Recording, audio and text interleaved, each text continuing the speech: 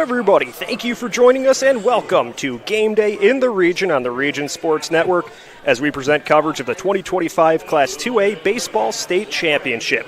Streaming live on Facebook/Region Sports Nation, regionsports.com, the RSN YouTube channel, and the IHSAA Champions Network. We come to you today from Victory Field in downtown Indianapolis, home of the Indianapolis Indians, as the Boone Grove Wolves take on the Evansville Mater Dei Wildcats for the Class 2A Baseball State Championship game. My name is Leo Staudeher. I'll be handling all of the action for today's game, and we welcome you here. This is where every team in the state wants to end their season, and the Boone Grove Wolves are doing so. They have had a great season in their first state championship appearance since 2018, but they'll have a tough opponent on their hands. It'll be the Mater Dei Wildcats of the Southern Indiana Athletic Conference. The Wildcats, this is their first state championship appearance since 2014, their seventh total. They have only won one state title. That was in 1999. More on that in a moment. Take a look. The Wolves, 25-6 on the year, 6-1 in Porter County action. They were 7-2 at home, 11-4 on the road. They have won their last 16. For those keeping track, they are 7-0 at neutral sites today, would qualify as one as well. The Wildcats of Mater Dei, they are 23-7 on the year, 7-2 in Southern Indiana Athletic Conference action, 10-3 at home, 7-3 on the road, 6-1 at neutral sites. They have won their last 6. As the pregame show rolls along, let's take a look at the first pitch forecast. That's brought to you by our friends at Economy Electric Heating and Cooling. Today's forecast, it is a warm one here in Indianapolis. The temperatures are in the low 90s, to be exact, 92 degrees. It is a sunny one, though, but there are some clouds dotting the sky out towards center field on what is a mostly blue canvas out there above us. It is humid as well, so the real feel makes it feel like 94, so that humidity could add to things. There are 14-mile-per-hour winds blowing out towards left field, so you mix in the humidity, you talk about the wind going out towards left. If you get a hold of one, it could really carry, so pitchers are going to have to be careful today, as those warm temps are just going to continue throughout most of the evening.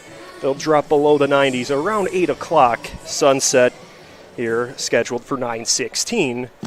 As that is the game night forecast brought to you by Economy Electric Heating and Cooling, keeping you cool in the summer and cozy in the winter. So now we will take a look at the starting pitchers for today's game. That means we'll turn to the Enigenberg Exteriors Home Improvement Hurlers for today, presented by Enigenberg Exteriors. The Wolves will be the road team tonight, and their starting pitcher will be Seth Pitcock. The senior, committed to Valparaiso University, is 8-1 on the season with an ERA of .71. He has started 10 games. He has gone the distance 6 times. He's gone 59 innings of work this season with 30 hits scattered throughout those. In terms of runs, he has been efficient. Less than 10 runs allowed this season. He's allowed 8. 6 of those have been earned. He's walked just 26 batters while striking out 95. His opponent will be Max Milner, the junior from Mater Dei. He is 7-0 on the season with an ERA of 1.2. He has started 8 games, going 52 and a third innings of work with 38 hits throughout those. He has allowed 11 runs, 9 of them earned, walking 16 batters and striking out 15, so you have to expect both of these pitchers will be efficient on the mound, both right-handed. Those are your Enigenberg Exteriors Home Improvement Hurlers for today's game. Enigenberg Exteriors, your all-in-one roofing specialist. Visit ebergexteriors.com. Now we'll look at the rest of the lineup. That means we'll turn to the Great Lakes Sports Hub batting order. First for the visiting Wolves of Boone Grove. Seth Pitcock, the starting pitcher, leads off. He is followed in the 2 spot by Tristan Wilson. He'll be playing second base. Davian Carrera plays first, bats third. His brother Javi plays short, bats fourth. Ben Truby is behind the plate. He will be batting fifth. Andrew Batesol bats sixth, plays center. Caleb Thomas will be the DH. He bats seventh. Danny Veschak plays third base, bats eighth. And Max Truby plays right field, rounds out the 1 through 9. Cam Foss will be in left field. He's being hit for by the pitcher, Pitcock.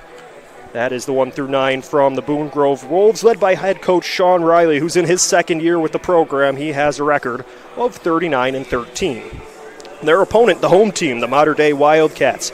Here is their starting lineup.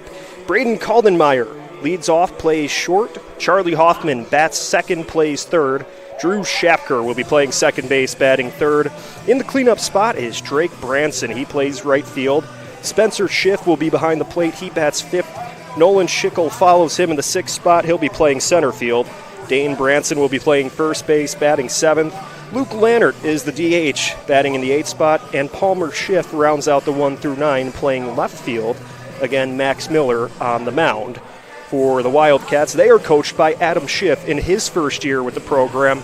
He has a record of 23-7 in his inaugural season with the Wildcat program, where he played his prep baseball. He was the shortstop of the 1999 state champion team from Mater Dei. So in his first year, he has taken his alma mater to Victory Field for this state title game. But those are your starting lineups presented by Great Lakes Sports Hub, more than a dome. So the pregame show rolls along here. We are getting closer to first pitch. When we return, it's Miller against Pitcock. It's the Wildcats against the Wolves, and it's coming up next. You're listening to the 2025 Class 2A Baseball State Championship on the Region Sports Network, the only game in town.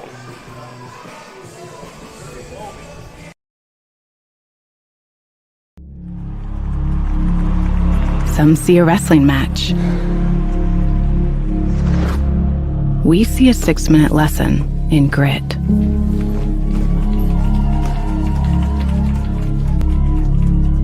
Some see a coach sending a runner home. We see a mentor guiding a student athlete into the future. Proud to keep education in front of athletics since 1903. At Strachan Van Til, we believe grocery shopping should be simple. Now, shopping is easier than ever with our new and improved website. Find what you need fast.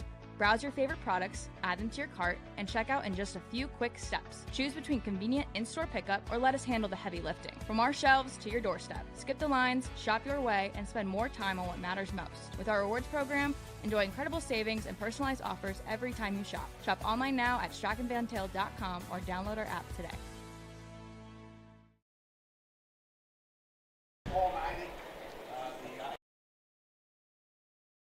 With 40 years of experience serving Indiana, Illinois, and Tennessee, Ennigenberg Exteriors has only had one goal in mind: to achieve excellent customer service. From commercial and residential roofing to siding, window, and door replacement, Ennigenberg Exteriors delivers 110% customer satisfaction from the first hello to the final walkthrough. Visit Ennigenberg.com for more information, or give them a call at 219-365-2837. Ennigenberg Exteriors, restoring hope one project at a time. Four Seasons Mechanical proudly serves Northwest Indiana, providing quality, reasonably priced, reliable service. With a quality and comfort guarantee, the professionals at Four Seasons Mechanical offer a wide range of services in heating, ventilation, and air conditioning. Whether it's residential or commercial, Four Seasons Mechanical is there 24/7. To find out more, the website is fourseasonsmechanical.com or give them a call at 219-756-7020. Four Seasons Mechanical, your indoor air quality specialists. Welcome back to Victory Field as we are getting closer to the start of the 2A state championship between Boone Grove and Mater Dei.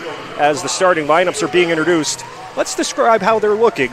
This will be the uniform description. First, for the visiting Boone Grove Wildcats, they will be in the first base dugout. They are wearing black jerseys with the white interlocking Boone Grove logo on the front in white numbers on the front as well. White numbers outlined in blue on the back, gray pants with a blue stripe down the side. They'll be wearing black caps with a blue bill, the BG logo on the front. And the Mater Dei Wildcats, who are being introduced from the third base dugout to a loud ovation from their home fans. They will be wearing all white uniforms.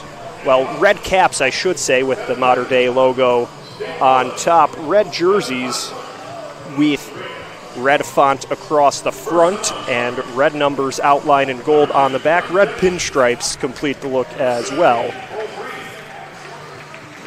So that is how the teams will be outfitted today. Now all we need is for the game to start. The first pitch just moments away. For players, this could always be the most nerve-wracking time of the day, just that little bit after you've warmed up, when you're taking the field in front of a large crowd on hand in a bigger stadium than you're used to playing. You just want to get the baseball started.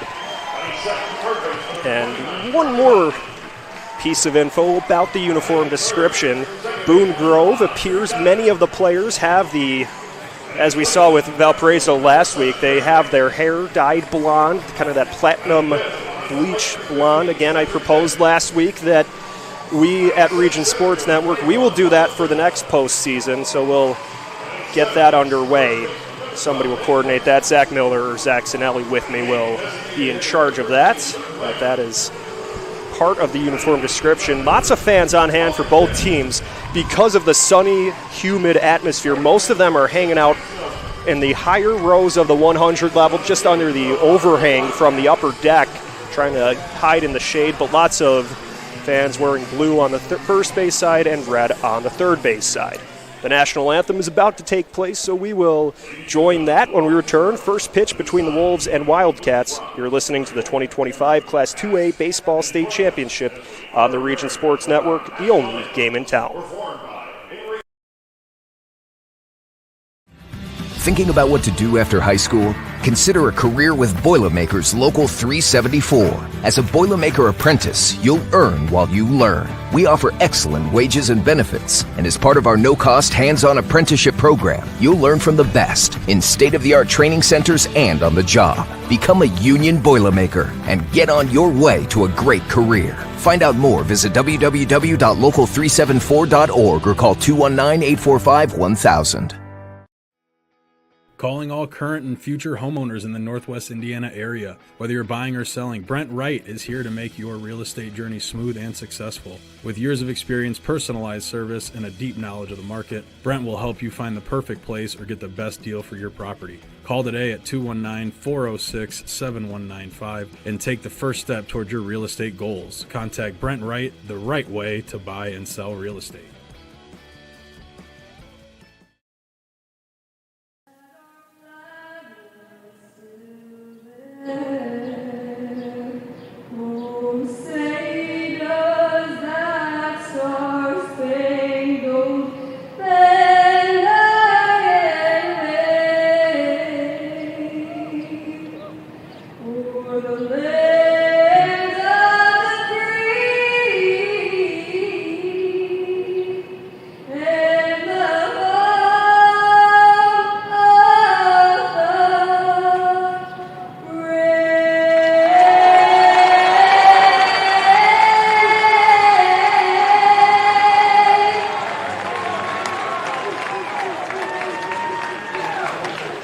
So there was the national anthem, which means it is time to play ball between the Wildcats and the Wolves. Here we go. Both teams going through their final pregame huddle, getting ready to take the field. For Mater Dei, they had an excellent run in the semi-state round, beating Shenandoah 11-1 in 6 innings in the semifinal game, and in the championship game, blanking Providence 8-0. So they really pitched well. Cole Breeden went the complete game shutout in the championship. Breeden was excellent in that one. The freshman went 7 innings of 2 hit balls, striking out 9. Miller was also spectacular in the semi-state semifinal, not to be outdone in what was a big game for the Wildcats. Schickel had an inside-the-park home run against Providence. They were led by 4 extra base hits in the semifinal game, the Wildcats were, so that really helped them move to this state championship round. So for the Wolves offensively, they will look to try to strike first and try to score in bunches here. You can't really feel confident against this very balanced Mater Dei lineup with just 1 run or 2 runs. You need to try to get a crooked number on the board and try to keep adding to that. And this has been a very good Boone Grove offense as well.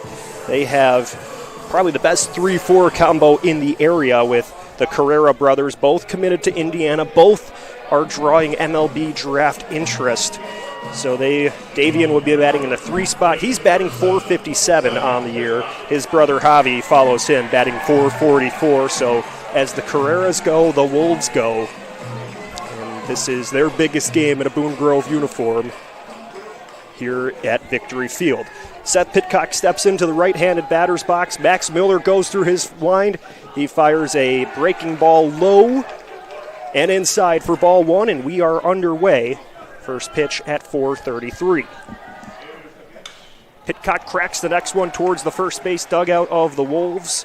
Evens count up at 1-1. So the senior pitcher for the Wolves, batting .484 this season. He also can play some middle infield with 44 hits on the season. He pokes one foul towards the third base dugout of the Wildcats.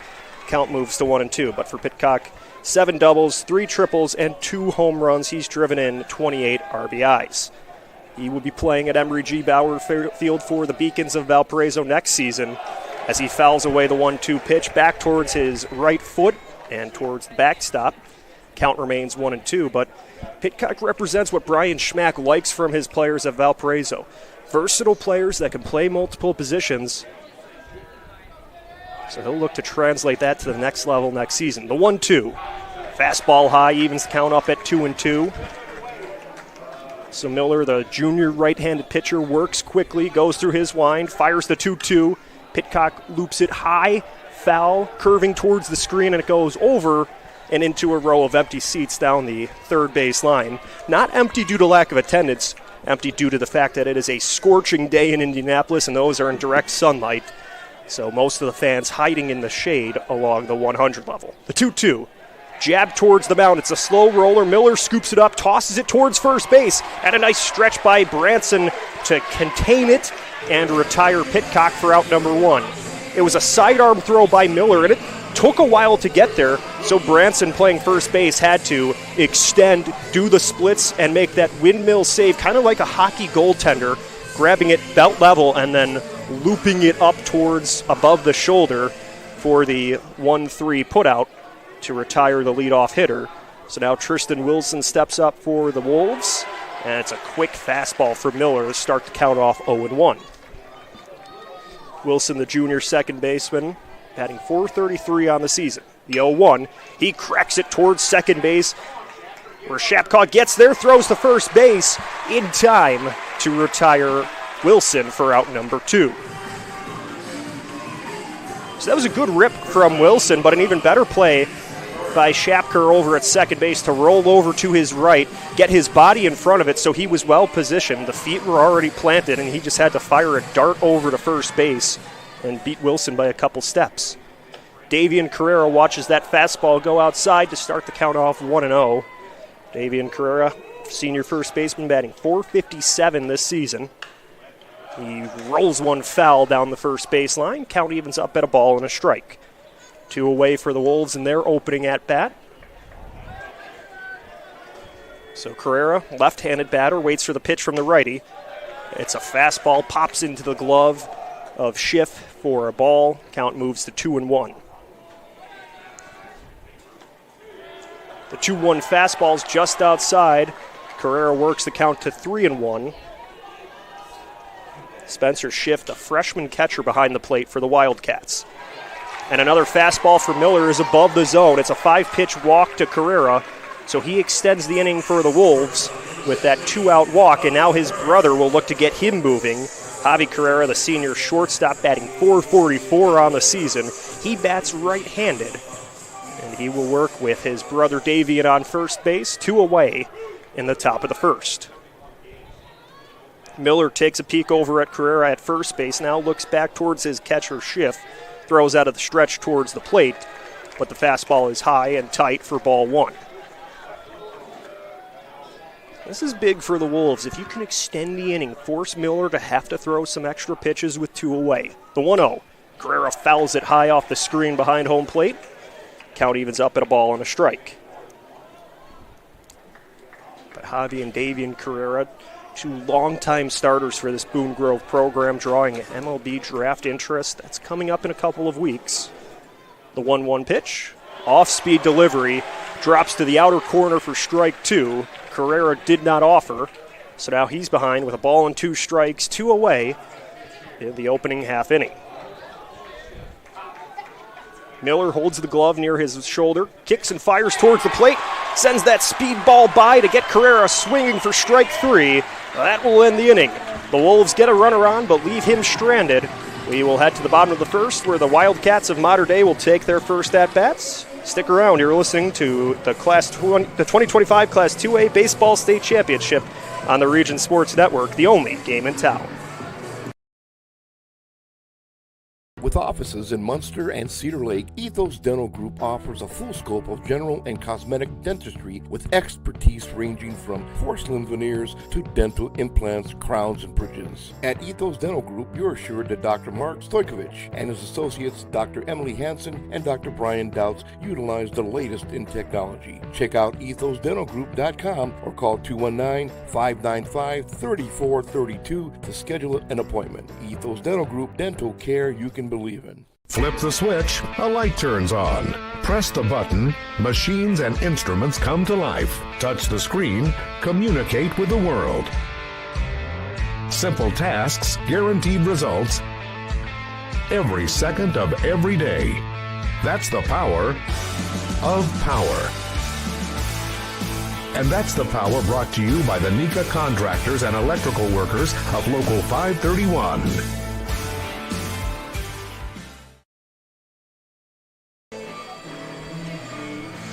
Bottom of the first at Victory Field, where the Wildcats of Mater Dei will take their first at-bats. Seth Pitcock on the mound for the Boone Grove Wolves.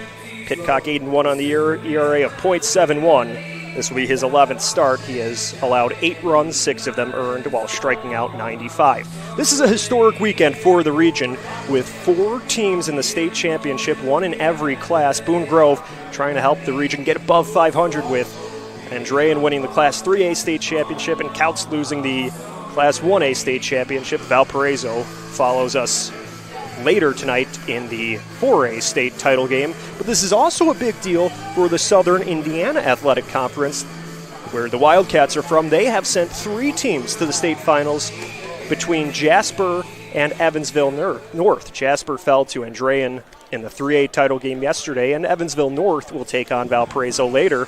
So we got the Northwest Indiana versus Southwest Indiana.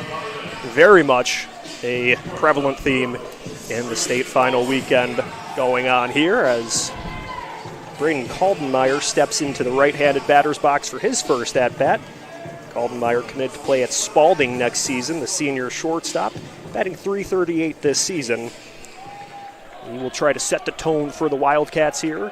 Pitcock winds and delivers towards the plate. A fastball is lifted towards right field, but Truby steps in and to his right makes the catch for out number 1. So good work by Pitcock to get the leadoff man down with a flyout. Truby's behind the plate for the Wolves. That is Ben Truby. Max Truby's in right field. So several brothers playing in this game for the Wolves as Pitcock sends a fastball past Charlie Hoffman. But Veschek at third base, Davian Carrera at first, Javi Carrera at short, and Wilson at second. The 0-1 is high for a ball. In the outfield from left to right is Foss, Batesel, and Truby. Now the 1-1 towards the plate, called strike 2. So now behind at 1 and 2 is Charlie Hoffman, the Oakland City commit, senior third baseman for the Wildcats, batting .357. The 1-2 pitch, fastball low and away. We go 2 and 2 now. These Wildcats have been swinging the bats very well their last couple of games. The 2-2 pitch, called strike 3. Pitcock sends the breaking ball, and it just twirls in just into the inner third of the zone to retire Hoffman looking. Good movement on that off-speed bender. Strikeout number 96 for Pitcock this season.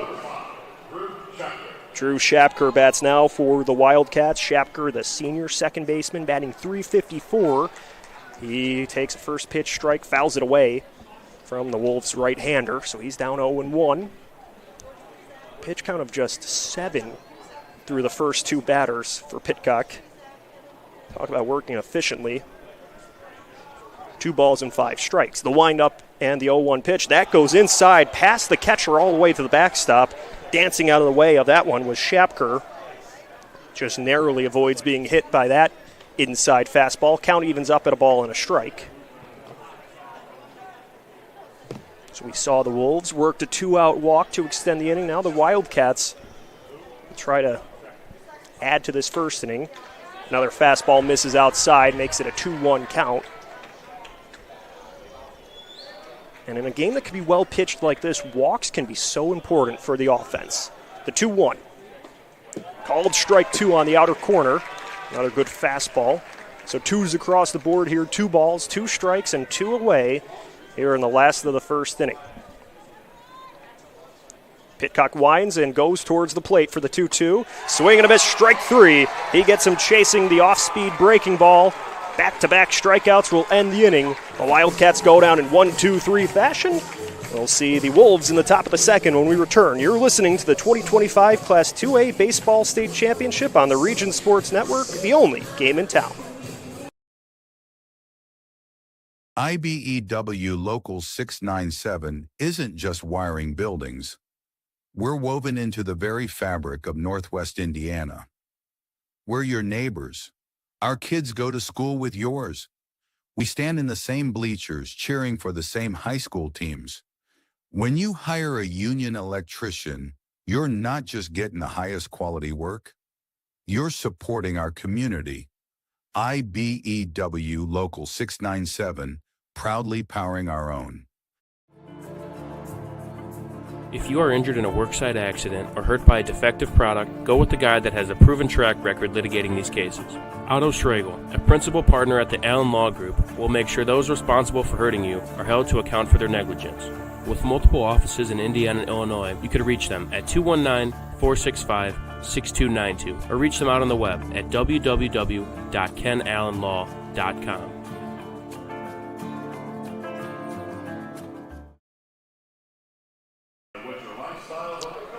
Back for the top of the second inning. Ben Truby, Batesel, and Thomas due up for the Wolves as they will look to deliver the game's first hit. The Wolves were able to get a runner on base in the first, but left him stranded. It's been a very good season for these Boone Grove Wolves as they started the season in a rough way. Started the season 0-4, but really have been able to turn things around. 25-6 on the season, and most of those early season losses were to very good teams that play at the 3 and 4A level between Crown Point, LaPorte, Illiana Christian, and Hanover Central. Their last loss was May 8th at Valparaiso, a 1-0 loss in that one. So their last loss was to the team that's playing for the 4A state title later tonight. So it's been a very good year for this Boone Grove Wolves team as they were in 3A last season, now back at the 2A level, and they have their eyes on the prize here this afternoon in their third state championship appearance. Their last was in 2018 where they won it. Prior to that, they were runners-up in 2000. So Truby steps into the box, the senior catcher, batting .429 this season. Watches a fastball high and above the plate, above the zone from Miller. Starts off the count 1-0. And he jabs this next one towards second base. It rolls off the glove of Shapker and in towards center field. That will put Truby on base to start off the second inning. That was well struck by Truby. Shapker, the second baseman, dove to his right for it, got the leather in front of it, but then it ricocheted off his glove and towards center field. See how that one is scored. I think you have to call it a hit with just how hard it was hit. That was going to be a tough play to make, even if he got there, and it is scored as a base hit for Truby. So now the batter, left-handed batter, Andrew Batesel. And Batesel elevates this one towards left center field, and a diving catch is made. No, it rolls out of the glove of Schiff. He nearly made a highlight reel catch. Instead, it squeaks out of his glove for another hit. The left-handed batter, Batesel, lofted it towards left field. and then Schiff had to charge in for it, made a headfirst slide. He initially got it in the glove, but then as he made impact with the grass, it popped out of his glove, and it is scored as a single. So Truby moves from first to second, and Batesel on first with the single on what would have been a tremendous catch by Schiff if he had held on to it. The batter now, Caleb Thomas, the freshman designated hitter, batting with nobody out and 2 on in the state championship. No pressure on the underclassman here. He's handled it well this season. Batting .321, he's driven in 21 runs, 6 doubles, and a home run. For the right-handed batter, he fouled away the first pitch. Now the 0-1 for Miller twirls outside to even the count up at a ball and a strike. 320 feet to the corners here at Victory Field, 418 to left center field, 405 to right center, 362 to the power alleys. So not exactly a symmetrical field, but it's a great view nonetheless as Miller sends an off-speed pitch in for a strike. Count goes to 1-2.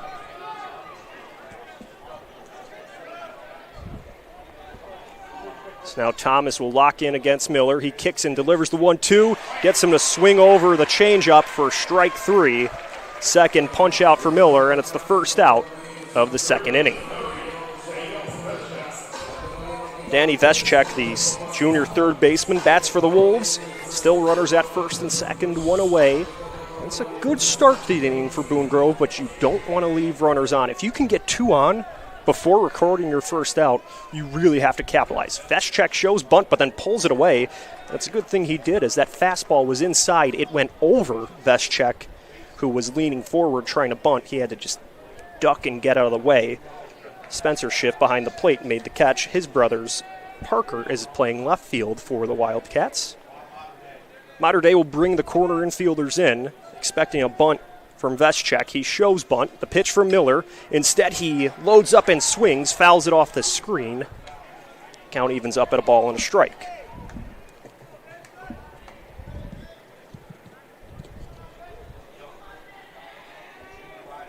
So Miller looks for the sign from Schiff, looks to the runner at second base.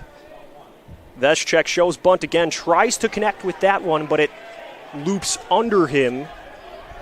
Did he go far enough for it to be called a strike? He did not after the appeal to the first base umpire, so it will be called a ball. Veschek was trying to get the bat on that one, but pulled away. The only question was he already breaking the plane for it to be a strike? He did not. Count goes to 2 balls and a strike. Miller looks at the runners. Time is called by the batter.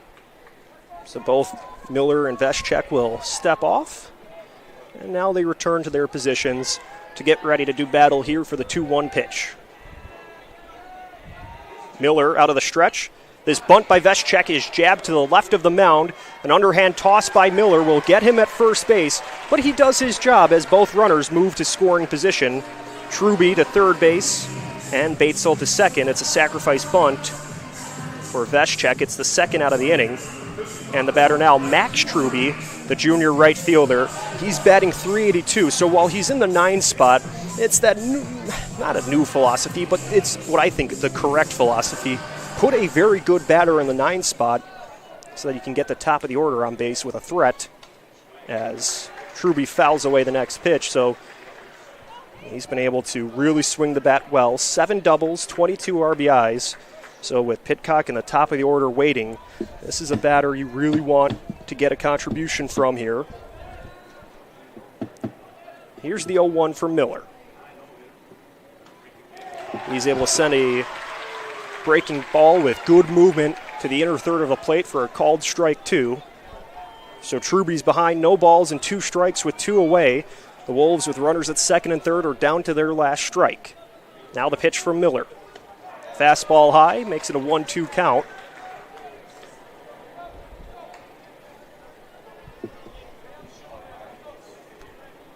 So Truby gets ready in the right-handed batter's box. The right-handed pitcher, Miller, winds and fires. And he ropes the 1-2 pitch back to the mound. Miller flashes the leather, runs over to first base, and tosses it to Branson. And that will end the inning. A hard rip by Truby, but a better play by the pitcher, Miller. It leaves runners stranded at second and third. The Wolves go down scoreless. We'll head to the bottom of the second. You're listening to the 2025 Class 2A Baseball State Championship on the Region Sports Network. the only game in town. With electrical services from Economy Electric Heating and Cooling, you can radiate the perfect amount of light and energy into your home. From rewiring and code upgrades to ceiling fans, lighting, security, and more, Economy Electric Heating and Cooling's trained electricians will make sure you can enjoy your home on full power all the time. For a free estimate on electrical work, call Economy Electric Heating and Cooling at 219-923-4441, and you can visit them on the web at 4ajobdoneright.com. That's the number 4ajobdoneright.com. Earn while you learn from the best hands in the business. The Bricklayers Allied Craftworkers for Indiana, Kentucky Apprenticeship. That's right, this is a paid apprenticeship. I'm getting an education while learning a trade and getting paid for it. The thing that surprised me the most about this apprenticeship program is the respect I've received after the proper time and training. Classes start soon, so apply now. There are training centers throughout Indiana and Kentucky. We are the Bricklayers and Allied Craftworkers for Indiana, Kentucky Apprenticeship. The best hands in the business.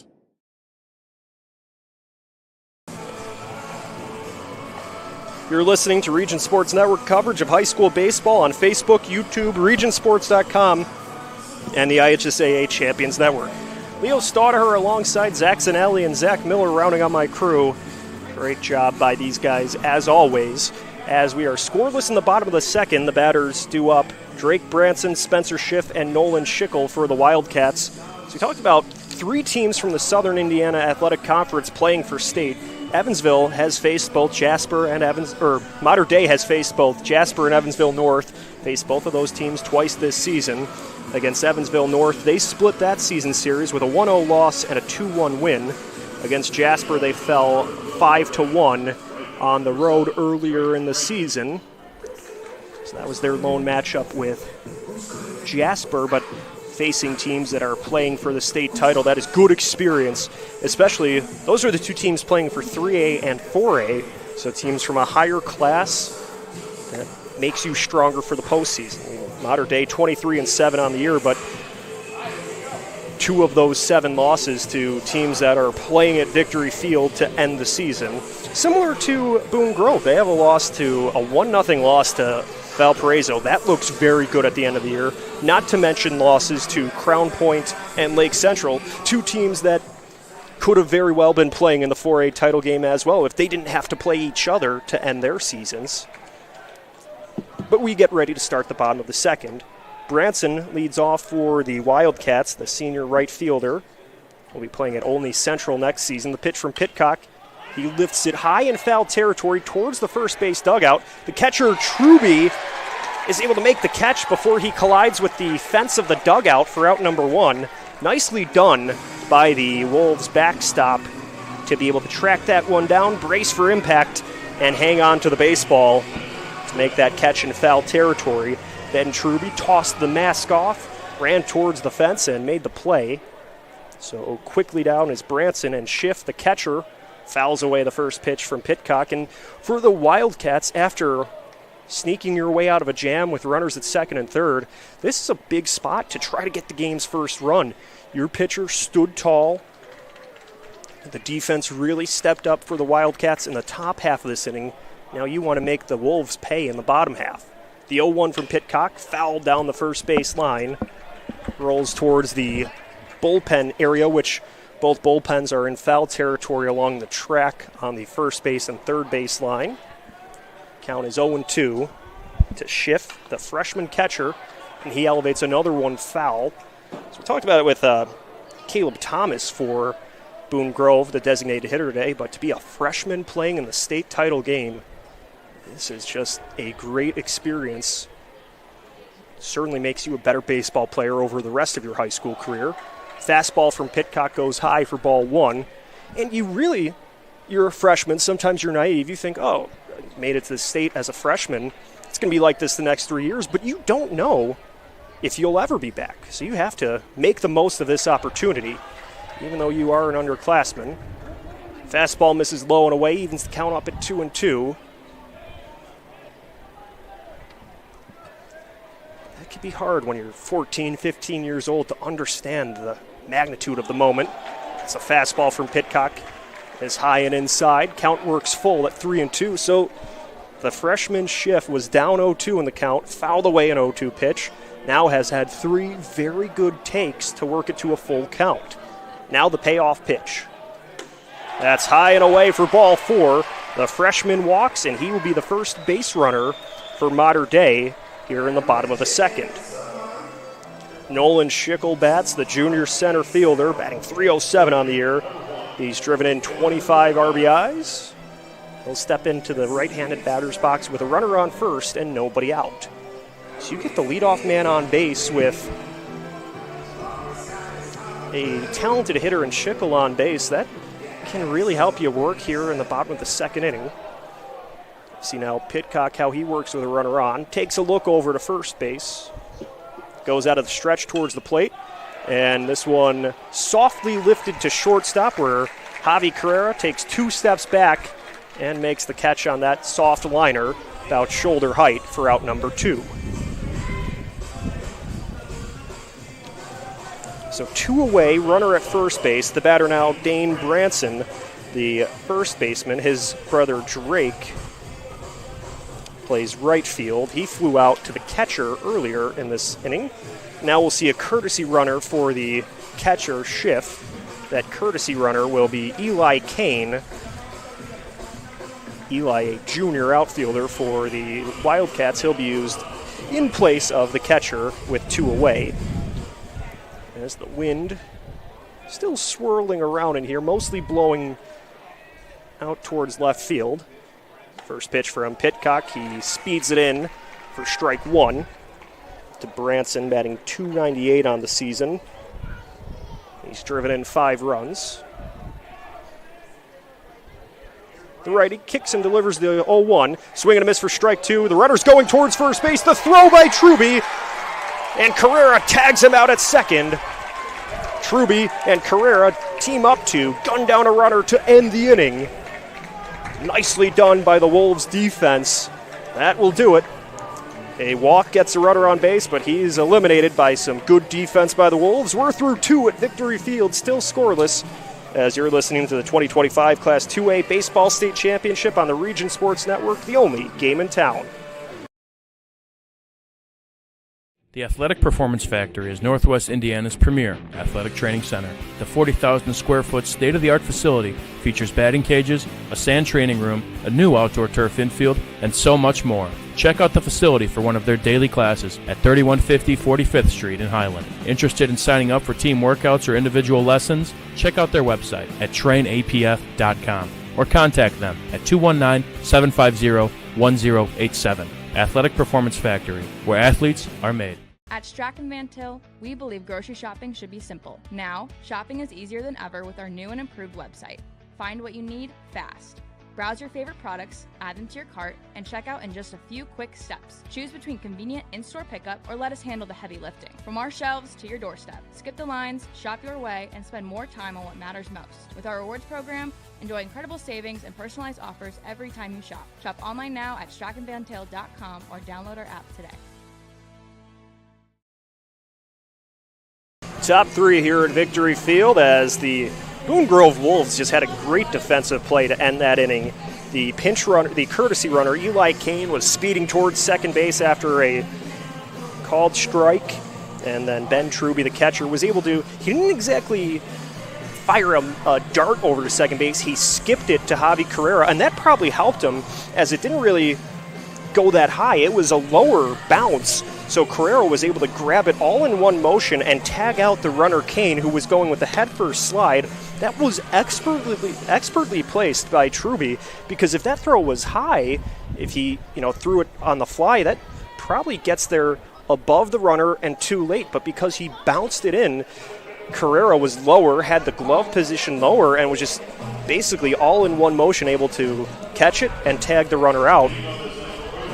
Just well done. That helps when you have a Division I commit playing shortstop, but a better throw by the catcher and no wasted movement by the shortstop Carrera to eliminate Kane, the first base runner for the Wildcats, and end the inning. So now the Wolves will have the top of the order up here to start the third. Pitcock, who grounded out to the pitcher to start the game, flies one down the right field line, but it curls foul off the screen. He starts the at-bat off 0-1. But Seth Pitcock will look to help his cause here as he's the pitcher for the Wolves and trying to contribute to the game's first run. Now the 0-1 for Miller. Nice pitch just on the inner third for a called strike 2. So the count quickly moves to 0-2. Another quick pitch from Miller, and Pitcock rolls it through the middle of the infield. It rolls into center field. He starts the third inning off with a single, his first hit of the day.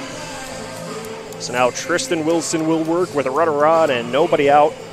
Wilson grounded out to second base in his prior at-bat.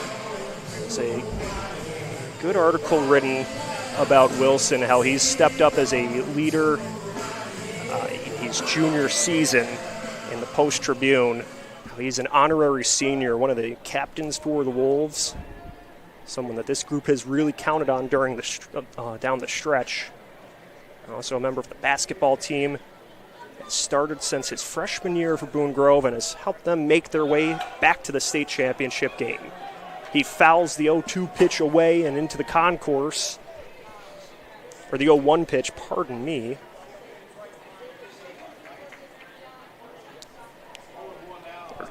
Pardon me, the scoreboard was all out of sorts. That was the first pitch of the at-bat. It makes it an 0-1 count. Pitcock the runner first. I knew that didn't sound right. But here we go. Now the 0-1, no, he steps off. Miller steps off, looks Pitcock back to first base. The count, no balls and a strike to Wilson, the right-handed batter of Boone Grove. Now the 0-1, fastball high, evens the count up at a ball and a strike.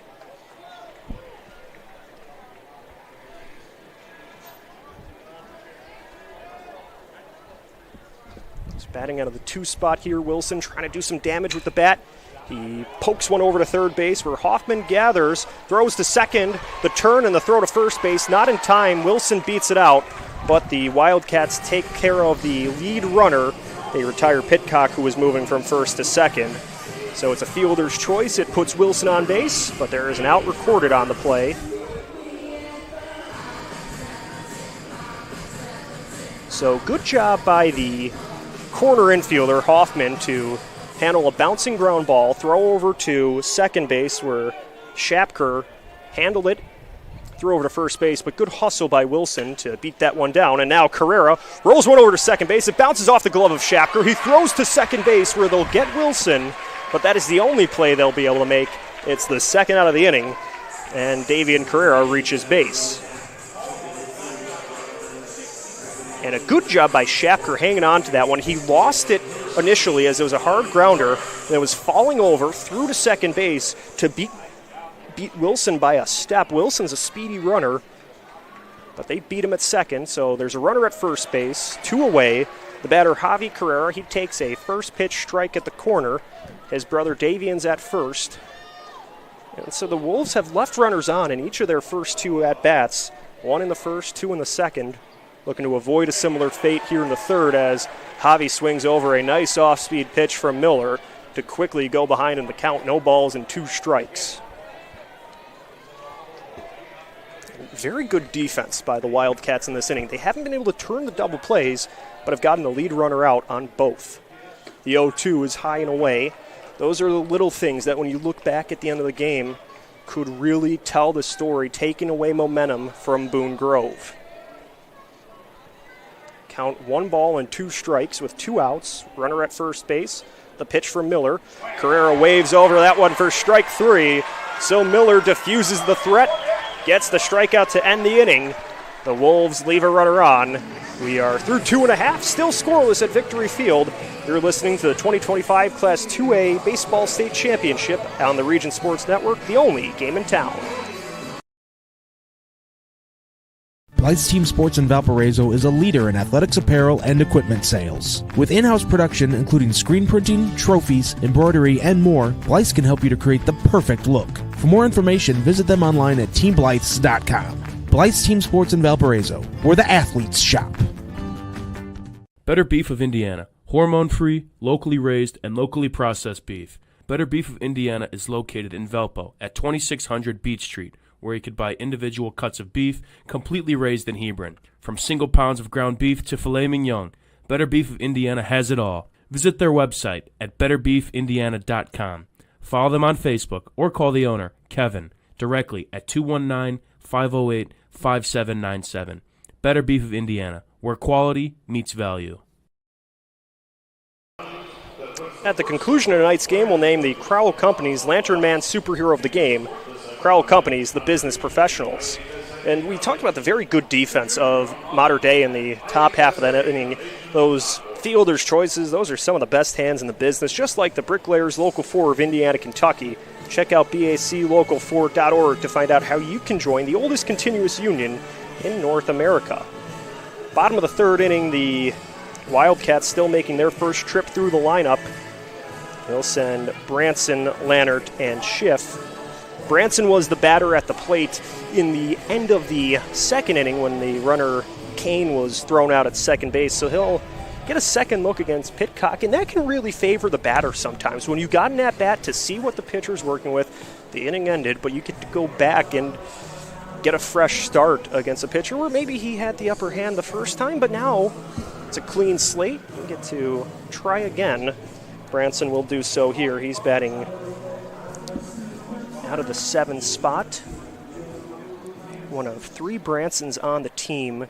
There's Drake Branson, the senior, Dane Branson, also a senior, and Garrett Branson, who's not in the lineup currently, but he's a freshman pitcher and outfielder who is part of the roster for the Mater Dei Wildcats, hailing from Evansville, members of the Southern Indiana Athletic Conference.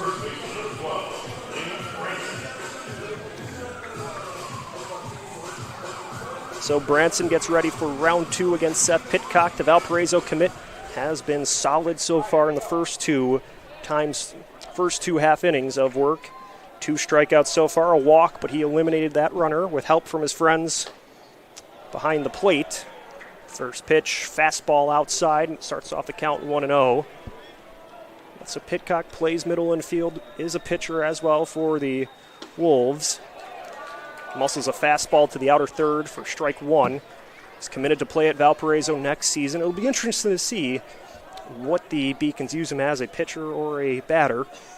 The 1-1, cracked over to second base where Wilson waits for it, picks it up, throws over to first base, where Carrera is able to hang on and make the catch for out number 1. So Branson goes down with the ground out. And the batter now, Luke Lannert, the senior designated hitter from Mater Dei, batting .277 this year. He bats left-handed. So Pitcock certainly giving Brian Schmack, head coach at Valparaiso, a lot to think about on how to use him next season. First pitch from the righty, swing and a miss on a nice elevated fastball for strike 1. But when you have some very good pitchers on this staff, both Javi and Davian Carrera, both also, it's kind of the makeup of this Boone Grove roster where you have really good pitchers that can also really swing the bat well and play multiple positions, just helping their team out every day. The 1-1, swing and a miss, strike 2. So it doesn't matter how you use these guys when you have kind of a 3-headed monster with your rotation. They can all play in the field as well. They both swing a good bat. A good problem to have when choosing your state championship starter. The 1-2, fastball high, evens it up at 2-2. And you have to think, if Pitcock has to be pulled, you're confident in whichever Carrera brother you put on the mound, whether it's Javi or Davian. The 2-2. Off-speed pitch low and in the dirt makes it a full count at 3-2. So Lannert trying to work the walk against Pitcock. The payoff pitch. Fouled away towards the screen. Goes backwards on that one. So Lannert staying alive.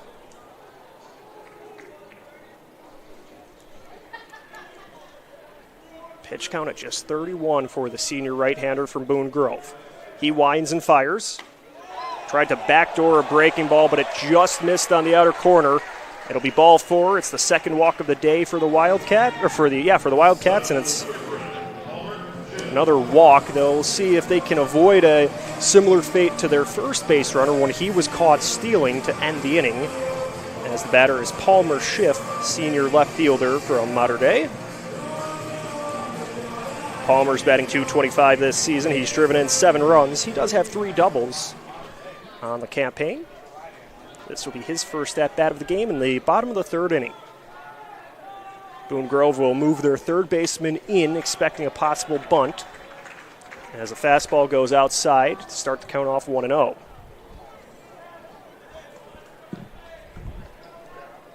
So Schiff, the left-handed batter, plays left field. And the right-handed batter plays left field. Swings and misses to even the count up at a ball and a strike. His brother Spencer is the freshman catcher for the Wildcats. He was the Mater Dei's first base runner with his walk in the second inning. Now the 1-1 pitch out of the stretch. He grounds it towards second base. Wilson turns, throws to second. They get one out. The throw to first, not in time. Lannert beats it to avoid the double play, keeps the inning going for the Wildcats, but the Wolves get the lead runner out. So well done by Wilson. He had to wait for that. It was a bouncing ground ball. He then turned 180 degrees through to second base to Javi Carrera, who quickly fired a dart over the first base to his brother Davian, but Schiff was just able to leg it out to get on base. So 2 down, and it's the top of the order up for the Wildcats. Braden Kaldenmeyer takes a first pitch strike from Pitcock. Count goes 0-1. He flew out to right field in his first at-bat of the game. He's behind 0-1. Pitcock looks over the runner at first base. Now goes to the plate out of the stretch. It's fouled away towards the screen. Count no balls and 2 strikes with 2 outs. Bottom of the third inning, where we are still scoreless at Victory Field, home of the Indianapolis Indians, AAA affiliate of the Pittsburgh Pirates. The 0-2 pitch. This one elevated towards left field. Foss is going towards the gap, and it drops just behind him. It rolls towards the track. Hustling for third base is Schiff. He won't stop there. He's going for the plate, and he will score. It's an RBI double off the bat of Braden Kaldenmeyer, and Mater Dei strikes first here in the bottom of the third inning.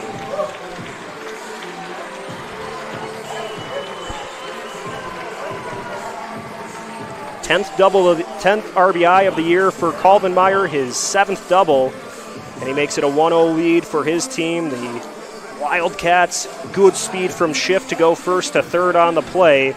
That one had good elevation, and it just continued to carry. Foss had a good angle on it, but it just floated past him over his left shoulder as a fastball is inside, narrowly avoids hitting Hoffman. So with 2 away, that shows the importance of the hustle from Schiff to beat out the double play, kept the inning going, and he's rewarded for that hustle as he scores the game's first run. The 1-0 pitch, low for ball 2. And so for Seth Pitcock, who was really cruising through that first trip through the lineup, now is trying to get a third inning, get his team's bats back up. With a 2-0 count, gets a swing and a miss on a good fastball. Hoffman couldn't catch up to it. He struck out looking in his previous at-bat.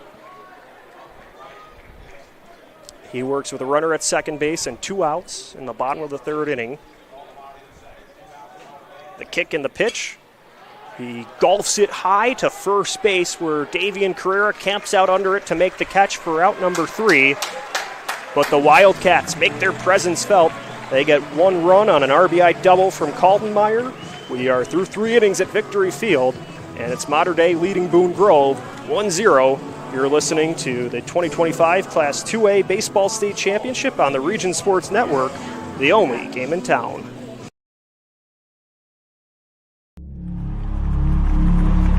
Some see a wrestling match. We see a 6-minute lesson in grit.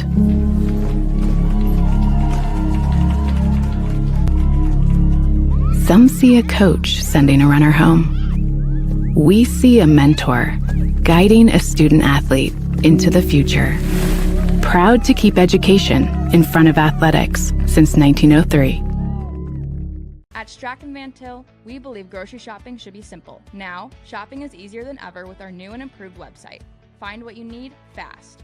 Browse your favorite products, add them to your cart, and check out in just a few quick steps. Choose between convenient in-store pickup or let us handle the heavy lifting. From our shelves to your doorstep. Skip the lines, shop your way, and spend more time on what matters most. With our rewards program, enjoy incredible savings and personalized offers every time you shop. Shop online now at strachanvantail.com or download our app today.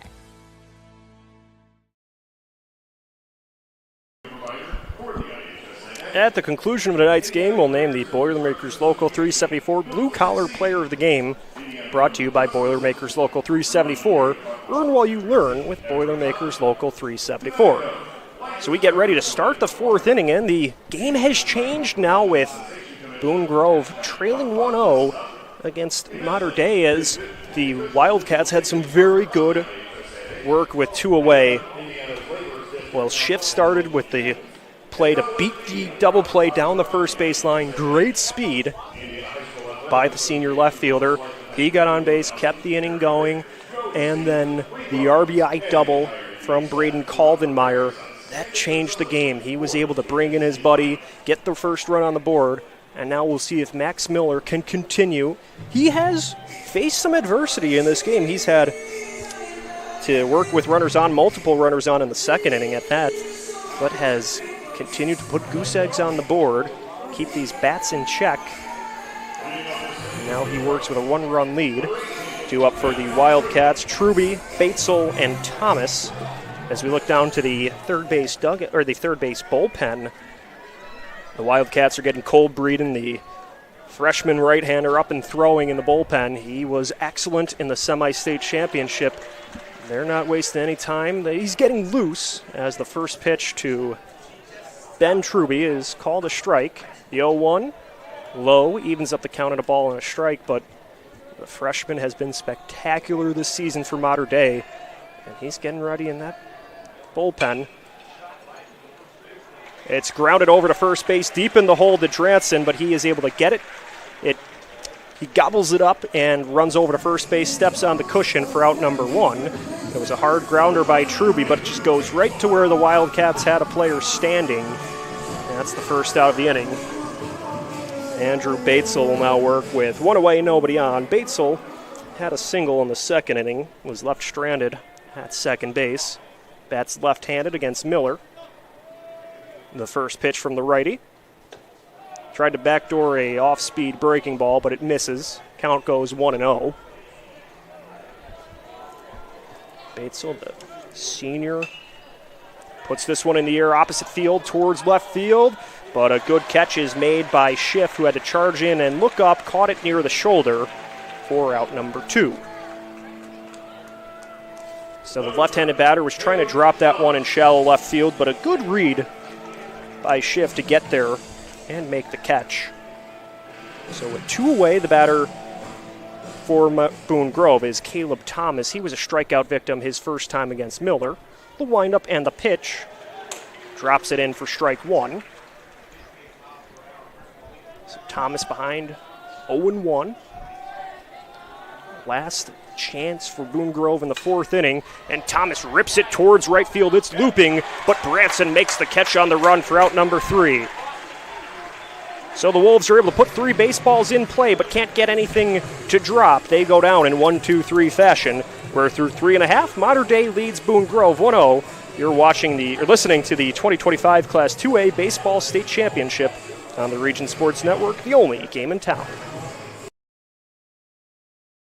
With 40 years of experience serving Indiana, Illinois, and Tennessee, Ennigenberg Exteriors has only had one goal in mind: to achieve excellent customer service. From commercial and residential roofing to siding, window, and door replacement, Ennigenberg Exteriors delivers 110% customer satisfaction from the first hello to the final walkthrough.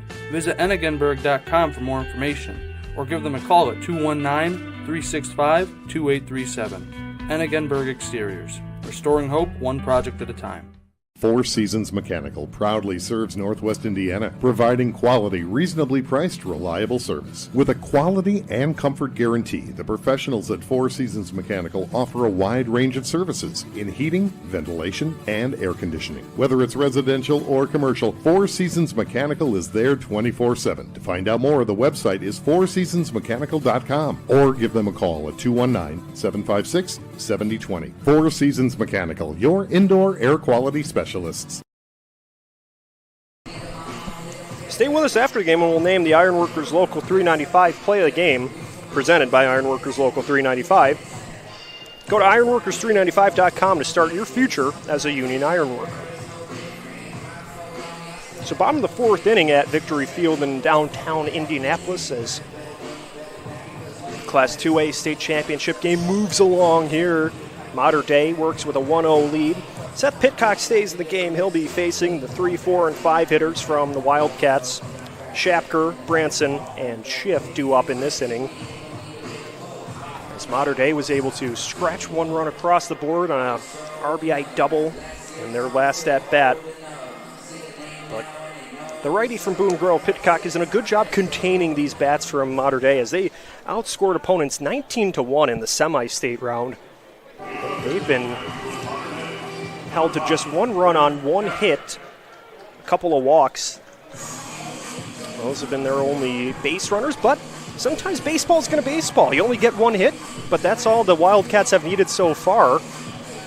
That's the way this game works. It doesn't always matter how many hits you get, just what you're able to do with them. And so they lead the column that counts. Even though they're being out hit 3-1, they lead this ball game 1-0. First pitch from Pitcock is a fastball low to Shapker. Drew Shapker was a strikeout victim his first time up. That ended the first inning. The wind and the pitch from Pitcock. Swing and a miss for strike 2 on a good rising fastball.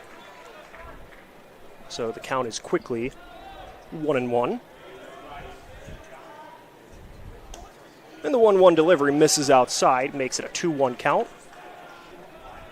On a sunny day in Indianapolis, hot and humid, the wind is blowing out. That probably certainly helped the RBI double from Caldenmeyer. The 2-1 pitch goes low, off-speed pitch with some good movement, but just in the wrong spot. Count goes to 3-1. To the leadoff batter in the inning, Drew Shapker, an Oakland City College commit. And Pitcock is just able to catch the corner to get a strike in there with the fastball. Count goes full at 3-2. The windup for the payoff pitch. That's high and inside. It's a walk to the leadoff batter. Third walk of the day for the Wildcats. And the batter now, Drake Branson. Branson flew out to the catcher, Truby, who made a very good catch near his team's dugout on the first base side in his previous at-bat. So Branson 0 for 1 on the day, but working now with nobody out and a runner at first base after Truby and Pitcock talk things over on the mound. Pitcher and catcher from Boone Grove. Trying to find a way that they could potentially craft up a double play or avoid letting that base runner advance. Truby had a great play to throw out a base runner earlier today. As Shapker steps out to a lead, a throw over to first base. He dives back in time.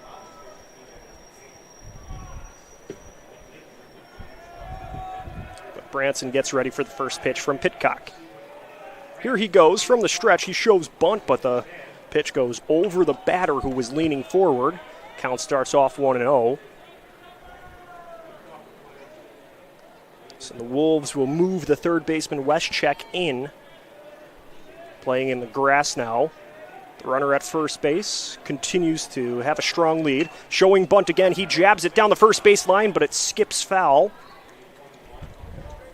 Branson was able to get that high fastball. Can be such a tough pitch to lay it on a bunt on sometimes. That's what he saw, but he was able to get the bat above it and just push it down, but it continued to bounce, and it took a hop on the foul line and took an unfavorable hop for Branson going foul. So the count, a ball and a strike. Third baseman Weschek continues to creep forward. He's charging at this bunt. It stops in the grass. Pitcock picks it up, throws to first base. Head first slide by Branson. Hayes out. They throw over to second as Shapker was caught wandering off the bag. Carrera tags him out. The Wildcats, on some unlucky play, base running, have 2 outs recorded on one play. The Wolves turn 2 on a 1-3-6 twin killing. What a play by Boone Grove.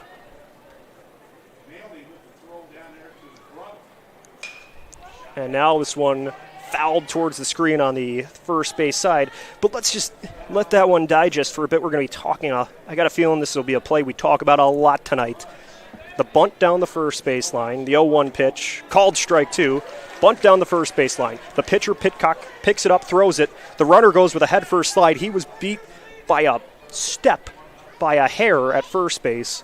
Then the throw over to second base where that runner, Shapker, was turning the corner, maybe looking for third base, but a great heads-up play by Davian Carrera to throw to his brother Javi at short, and then Javi tagged the runner out.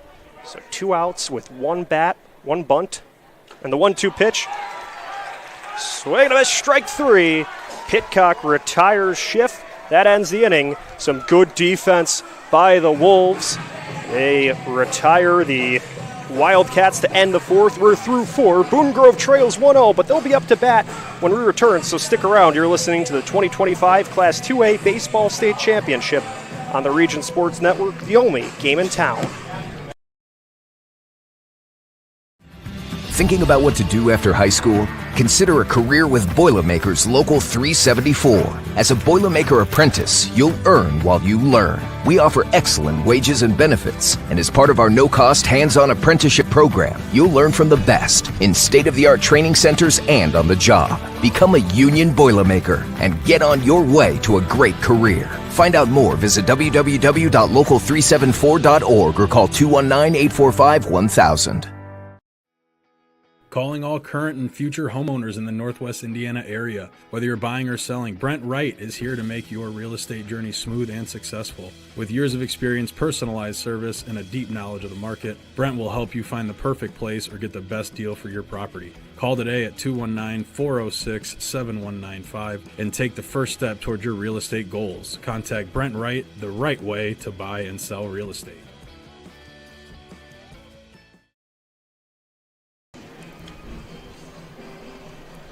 That 1-6-3 double play we saw in the bottom of the fourth inning, those are some of the best hands in the business, just like the Bricklayers Local 4 of Indiana, Kentucky. Join Bricklayers Local 4 and start building your career today. Visit baclocal4.org to find out more. I mean, that's a play that could swing all the momentum in this game to the side of Boone Grove. There was a runner at first base. There was nobody out. Mater Dei tries to lay down a bunt. The pitcher, Seth Pitcock, who is also a shortstop, a good shortstop at that, was able to handle that play. Heads-up play, picking it up as it stopped rolling in the grass, fired it with no time to spare down to first base as the runner tried to dive head first.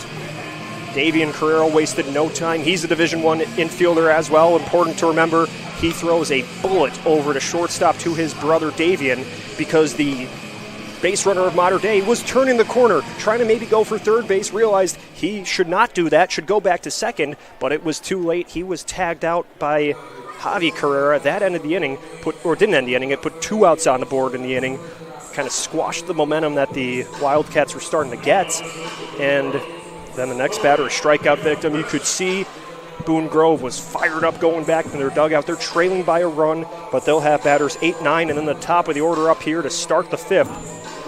If you're going to crank up a comeback, this is when you have to do it. You can't save it for the 7th against a pitcher and Miller who's been solid so far, really stifling the offense of Boone Grove as he sends the first pitch low for a ball. And the 1-0 is lifted in the air to right field. Branson takes a journey for it, falls down to his knees, and continues to hang on to the baseball as he hits the ground. It was a bit of a misadventure for Branson in right field as that was lifting. He was trying to battle the sun, was probably a step too deep, had to kind of lean, squat down to catch it, and then went into a tumble as he was able to hang on to it to make the catch. Not exactly how you draw it up, but it got the job done to retire Veschak for out number 1. The batter now, Max Truby for Boone Grove. It's a bit of a wacky play in right field, but it counts. Called strike 1 to Truby. Max grounded out to the pitcher to end the second inning. That was a sharp ground out, and he cracks this one past the mound. This one will roll into center field. It's a 1-out single for Truby. So he's on with 1 out, and now the top of the order is up for Boone Grove. Seth Pitcock will step up, trying to help his cause. The senior pitcher, the Valparaiso commit, trying to deliver. as Mater Dei has the freshman phenom Cole Breeden warming up in the bullpen, the 6'5" righty who threw a complete game, two-hit shutout in the semi-state championship. You have to think if the Wolves increase the pressure, we could see him in this inning. The first pitch to Pitcock, high for a ball. So the count, a ball and a strike. Pitcock's 1 for 2 today, had a single but was eliminated on a fielder's choice in the third inning. Runner Truby at first base. So the count 1-0 is corrected on the scoreboard. 1-0, pitcher against pitcher. Top of the fifth inning. Pitch from the stretch. Pitcock jabs it through. It goes under the glove of Branson at first base. Truby's not going to stop at second. He's going for third, but it was a good throw. And he is tagged out at third. He thought he avoided it, but the tag was applied by Hoffman to erase Truby. He was trying to go first to third on the double from Pitcock, but was thrown out at third base on a very good throw by Branson in right field to Hoffman. That one hurts. He thought he beat it. He tried to swim around the tag, but Hoffman was just able to get him on the back of his leg to erase him. Well done by Branson to recover after a ball squeaked past the first baseman on a ball he probably would want back. It ends up putting Pitcock at second base. We'll call it a single, and then advances to second on the throw. But that was a huge defensive play. And now this one roped towards left field by Wilson. That will move Pitcock from second to third. It's a 2-out single, so the Wolves aren't done yet. They have runners at the corners with 2 away. And now Adam Schiff is going to head out to the mound to talk things over with his right-hander. Potentially making a call to the pen, we'll find out. But Adam Schiff, shortstop for Mater Dei's lone state championship team in 1999. Now he is coaching his alma mater back to the state title game with 2 of his sons on the squad as well. Talk about being a hometown hero. That's what Schiff has done, 23-7 at his first year with the team. But he's talking things over at the mound, brings the infield in to huddle up as the Wolves have runners at first and third. So cleaning things up, Truby reached on a single, then he tried to go first to third on a single from Pitcock on a play that just went under the glove of Drake Branson at first base, but then his brother Dane was back there to back him up, threw a excellent throw to third base to get Truby going from first to third. Pitcock ended up on second base amidst all that chaos. That proved to be pivotal. But Pitcock the runner at third, Wilson the runner at first. The batter now, Davian Carrera, the Indiana University commit, drawing MLB draft interest as well. The left-handed batter watches the fastball go high, starts the count off 1-0. But this could be one of those spots where the entire ball game could be on the line.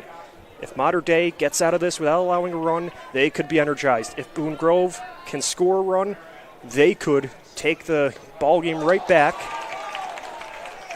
Count goes 2-0. This is the part of the lineup you want up. Davian Carrera batting now, his brother Javi on deck. Count 2-0 with runners at first and third. 2 away in this inning. Boone Grove trailing 1-0. The 2-0 pitch. Fastball called strike 1. The Wolves have had 5 hits in this game, but nothing to show for it so far, as now a ball from the bullpen has made its way out into left field. So that gives everybody time to take a deep breath, get ready. The count 2-1. Davian Carrera has reached base twice in his prior 2 at-bats. He walked in the first inning, reached on a fielder's choice in the third. He's trying to make his way on for a third time. Miller takes a peek at first base. Now he kicks and goes towards the plate. Fastball high and away. Count goes to 3-1. He's 1 pitch outside the zone away from loading the bases with Wolves. He looks over to Wilson at first base. Now holds the glove near the shoulder. The 3-1. Jammed towards center field. It rolls to Schickel. Into scorers Pitcock, and the Wolves tie it up. 2-out RBI single by Davian Carrera. We are tied at 1. Carrera delivers with 2 away in the top of the 5th inning. And now Adam Schiff will head to the mound. He will make a pitching change. That will end the outing for Max Miller as Boone Grove evens it up at 1-1. And in to pitch now for the Wildcats is Cole Breeden. We'll step aside as he gets warmed up. You're listening to the 2025 Class 2A Baseball State Championship on the Region Sports Network, the only game in town. With offices in Munster and Cedar Lake, Ethos Dental Group offers a full scope of general and cosmetic dentistry with expertise ranging from porcelain veneers to dental implants, crowns, and bridges. At Ethos Dental Group, you're assured that Dr. Mark Stojkovic and his associates, Dr. Emily Hansen and Dr. Brian Douts, utilize the latest in technology. Check out ethosdentalgroup.com or call 219-595-3432 to schedule an appointment. Ethos Dental Group, dental care you can believe in. Flip the switch, a light turns on. Press the button, machines and instruments come to life. Touch the screen, communicate with the world. Simple tasks, guaranteed results, every second of every day. That's the power of power. And that's the power brought to you by the NECA contractors and electrical workers of Local 531.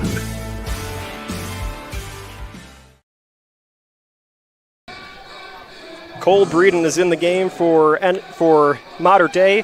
That means he's an Edinburgh Exteriors home improvement hurler. Breeden is 3-2 on the season. The freshman right-hander, ERA of 1.96. He has gone 31 and a third innings of work on the mound, 159 batters faced, 20 hits. He's allowed 12 runs, 11 of them earned, walking 14 while striking out 47. He steps in, the freshman, into the state championship with 2 outs in the top of the 5th inning with runners at first and second. Edinburgh Exteriors, your all-in-one roofing specialist. Visit ebergexteriors.com for a quote. Javi Carrera bats for Boone Grove with runners at first and second. Davian Carrera at first, Tristan Wilson at second. Javi is 0 for 2 with 2 strikeouts. Both of those were against Miller.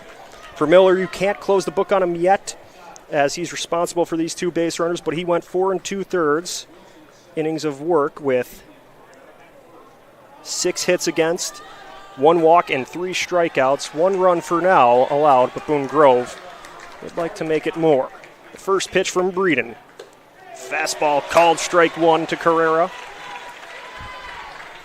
A big spot here, being dropped into a high leverage situation, tie game, 2 runners on but 2 away.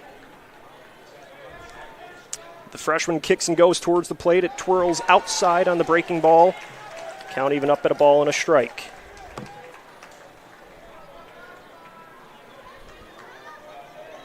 Boone Grove stepping up. RBI single from Davian Carrera with 2 away. The 1-1. Swing and a miss on the fastball.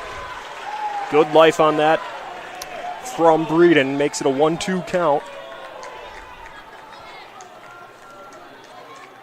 So now Carrera down to his last strike. The right-hander looks to the runner at second, goes towards the plate. Sends a fastball outside to even the count up at 2-2. Now his catcher, Schiff, will talk things over on the mound. And how about this battery? 2 freshmen for Mater Dei pitching in the state championship. They could potentially really form a special connection over the following 3 seasons. Spencer Schiff behind the plate, Cole Breeden on the mound. 2 balls and 2 strikes to the Indiana Hoosier commit, Javi Carrera. The 2-2 pitch. He cracks it over to first base. Branson waits for it, runs over, steps on first base, and that will do it. That ends the inning, but Boone Grove is able to get on the board on a 2-out RBI single from Davian Carrera. We are going to the bottom of the 5th inning, tied up at 1 apiece. You're listening to the 2025 Class 2A Baseball State Championship on the Region Sports Network, the only game in town. IBEW Local 697 isn't just wiring buildings. We're woven into the very fabric of Northwest Indiana. We're your neighbors. Our kids go to school with yours. We stand in the same bleachers cheering for the same high school teams. When you hire a union electrician, you're not just getting the highest quality work, you're supporting our community. IBEW Local 697, proudly powering our own. If you are injured in a worksite accident or hurt by a defective product, go with the guy that has a proven track record litigating these cases. Otto Schragle, a principal partner at the Allen Law Group, will make sure those responsible for hurting you are held to account for their negligence. With multiple offices in Indiana and Illinois, you can reach them at 219-465-6292 or reach them out on the web at www.kenallenlaw.com.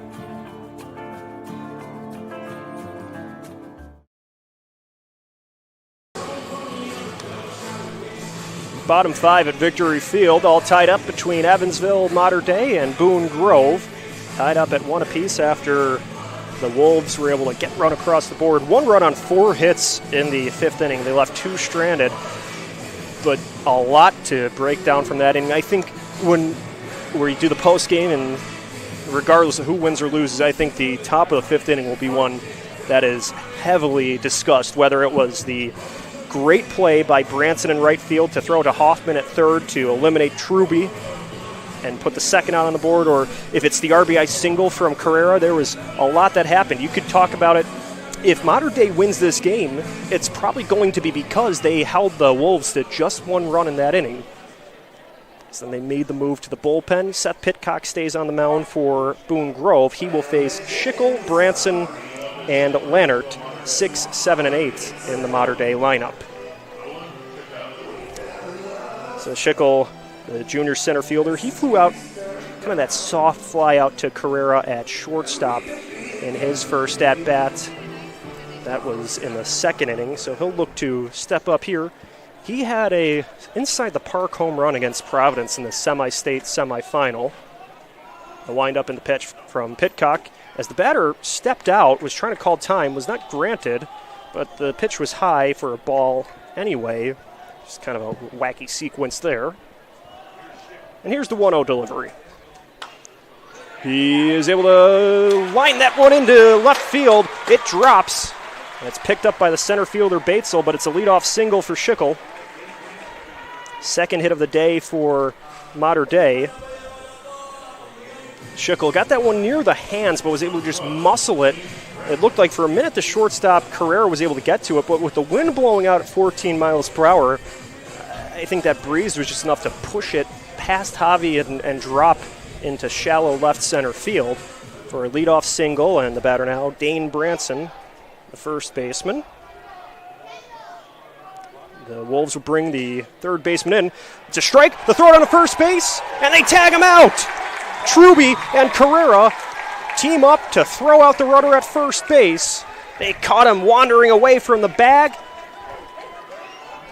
A strike from Pitcock, and then an absolute bullet down the first base line from Truby. He's thrown out 2 runners in this game. That was a huge one.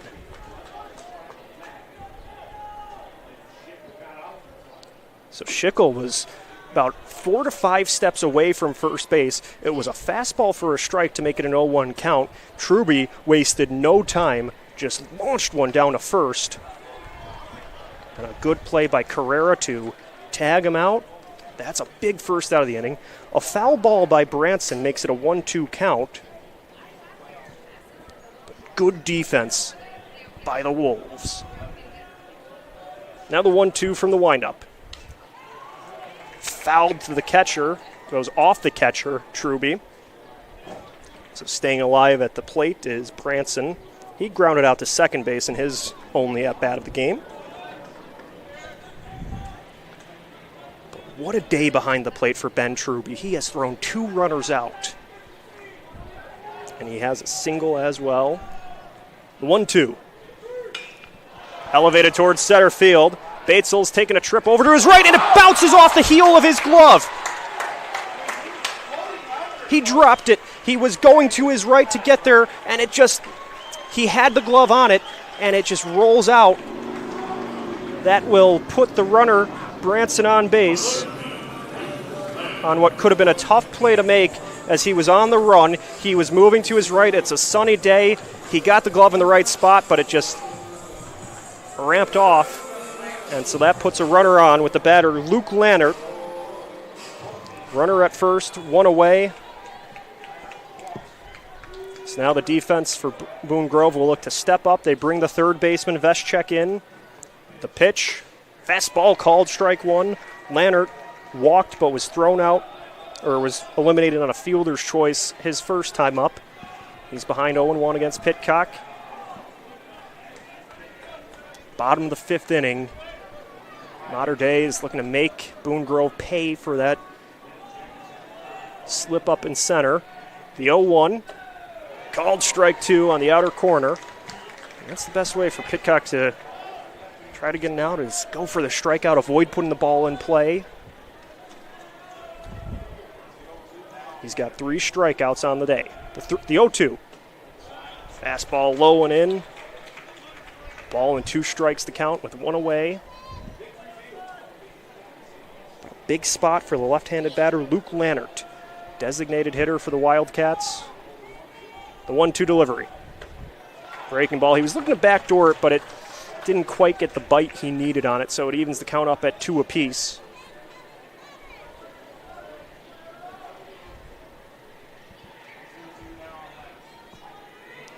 The Wildcats have a runner at first. He represents the go-ahead run. Pitcock holds the glove near the belt, kicks and throws out of the stretch, swing and a miss, strike 3. He sent that speed ball past Lannert. He could not catch up to it. That's his 4th strikeout of the game, and it's the 2nd out of the 5th inning. So now Palmer Schiff, the left fielder for the Mater Dei Wildcats, bats with 2 away and a runner at first base. He's the number 9 spot in the lineup, but he has been swinging a good bat this season with 7 RBIs, 3 doubles. Trying to bring the top of the order up and keep things going for the Wildcats. Good fastball from Pitcock for strike 1.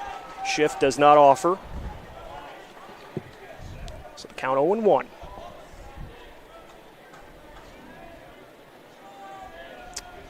And the pitch.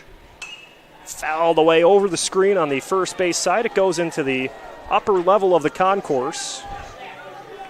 So he's behind 0-2. 2 outs in the inning, down to his last strike. Tied up at 1. Late in this Class 2A state championship. The 0-2 from Pitcock. Fastball outside. Count goes to a ball and 2 strikes with 2 gone in the inning. In downtown Indianapolis at Victory Field. Biggest game of the season for the Wolves and their first appearance in the state championship since 2018. Now the 1-2. Fouled away. It's been a historic championship weekend for the region with 4 teams, a team in every class. And the Wolves are trying to add to what has already been quite the season for their group. Pitcock gets the sign from Truby, goes towards the plate. The 1-2 pitch. He gets Schiff to swing over that good fastball for strike 3. Back-to-back punch-outs end the inning. So the Wildcats threaten with a runner at first base, but he will be left stranded. We are through 5, all tied up at 1. You're listening to the Class 2A State Championship baseball game on the Region Sports Network, the only game in town. With electrical services from Economy Electric Heating and Cooling, you can radiate the perfect amount of light and energy into your home. From rewiring and code upgrades to ceiling fans, lighting, security, and more, Economy Electric Heating and Cooling's trained electricians will make sure you can enjoy your home on full power all the time. For a free estimate on electrical work, call Economy Electric Heating and Cooling at 219-923-4441, and you can visit them on the web at 4ajobdoneright.com. That's the number 4ajobdoneright.com. Earn while you learn from the best hand in the business. The Bricklayers Allied Craft Workers for Indiana Kentucky Apprenticeship. That's right, this is a paid apprenticeship. I'm getting an education while learning a trade and getting paid for it. The thing that surprised me the most about this apprenticeship program is the respect I have received after the proper time and training. Classes start soon, so apply now. There are training centers throughout Indiana and Kentucky. We are the Bricklayers and Allied Craft Workers for Indiana Kentucky Apprenticeship, the best hands in the business. Top of the 6th inning at Victory Field, all even up at 1 in the Class 2A state championship game.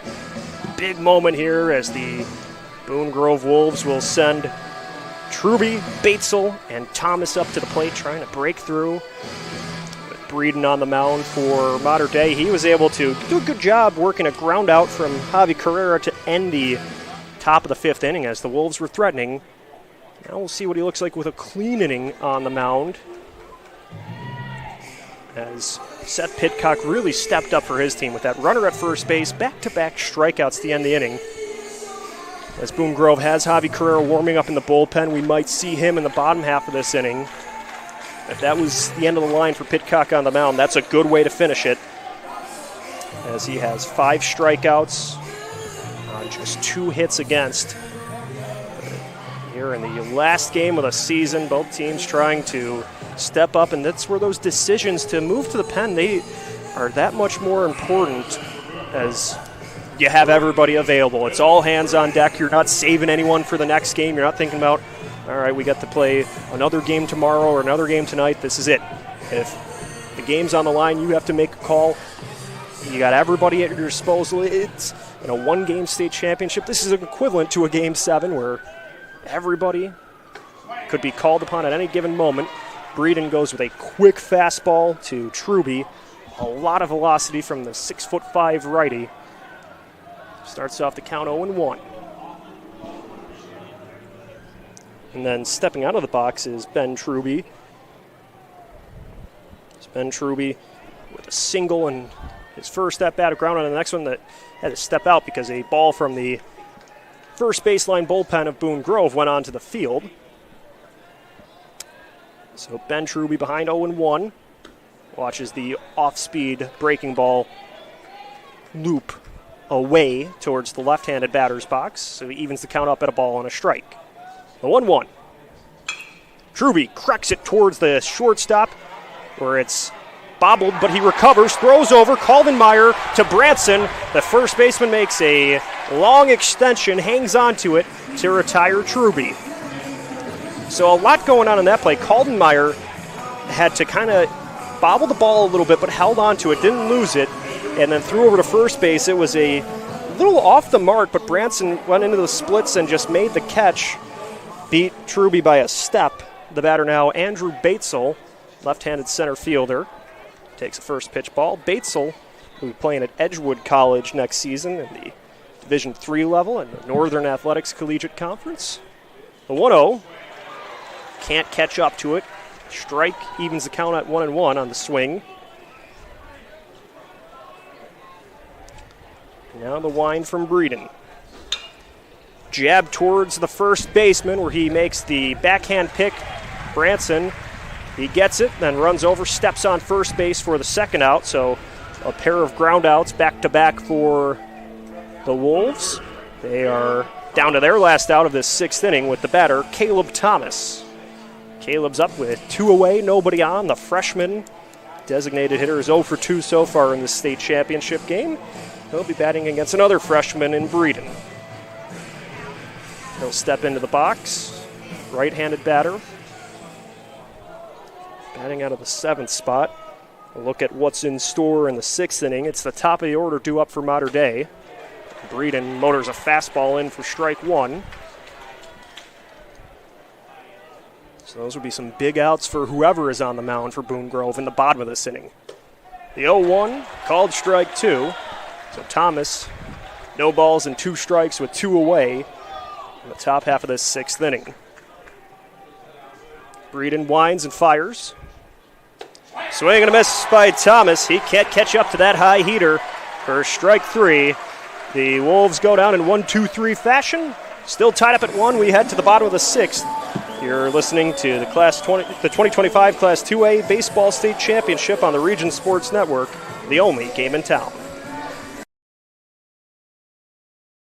The Athletic Performance Factory is Northwest Indiana's premier athletic training center. The 40,000 square foot state-of-the-art facility features batting cages, a sand training room, a new outdoor turf infield, and so much more. Check out the facility for one of their daily classes at 3150 45th Street in Highland. Interested in signing up for team workouts or individual lessons? Check out their website at trainapf.com or contact them at 219-750-1087. Athletic Performance Factory, where athletes are made. At Strachan Van Til, we believe grocery shopping should be simple. Now, shopping is easier than ever with our new and improved website.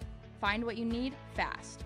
Browse your favorite products, add them to your cart, and check out in just a few quick steps. Choose between convenient in-store pickup or let us handle the heavy lifting. From our shelves to your doorstep. Skip the lines, shop your way, and spend more time on what matters most. With our rewards program, enjoy incredible savings and personalized offers every time you shop. Shop online now at strachanvantil.com or download our app today.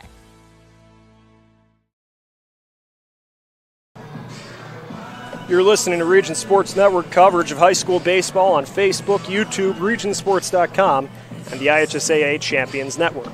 Bottom of the sixth inning, top of the order due up for Mater Dei. Seth Pitcock stays on the mound for Boone Grove. Kaldenmeyer, Hoffman, and Schapker will take some swings with the game tied up 1-1 in the Class 2A state championship.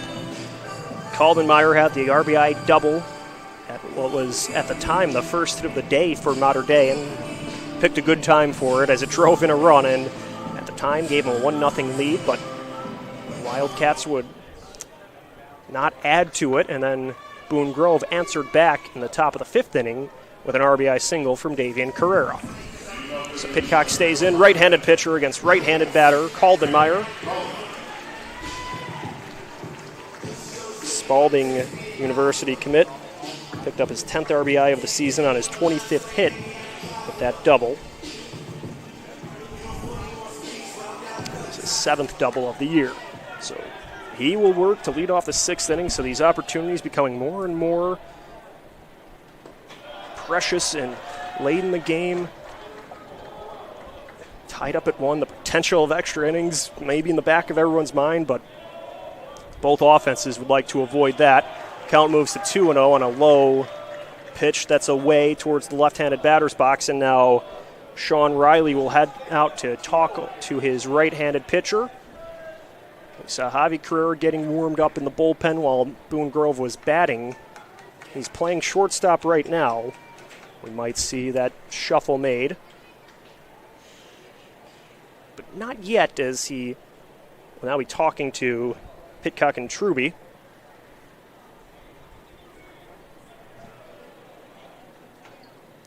Look over at Carrera at short. No, they'll keep Pitcock in as the umpire tells them to wrap it up. So Truby takes the jog over to the plate. We'll get back to his station at catcher. Riley makes his way back to the dugout. Second year as head coach of Boone Grove for Sean Riley, 39-13 record. A good pitch from Pitcock, but it just misses. He's looking for that outer corner, but it's called a ball. Count goes to 2-1. Next pitch fouled down the first base line. Just misses the first base coach from Mater Dei. Makes it a 2-2 count.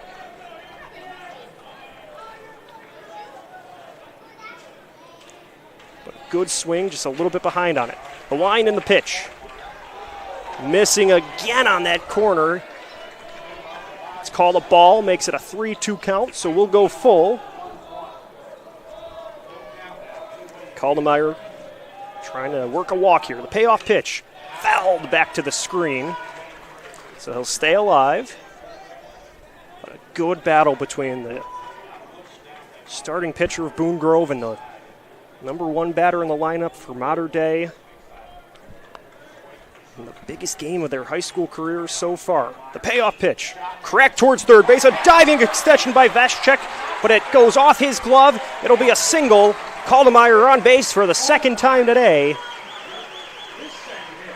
That was a good stop by Vashchek to prevent it from rolling out to left field, but he just couldn't quite follow it up as he made the dive to his right, got the glove in front of it, but that was all he could do.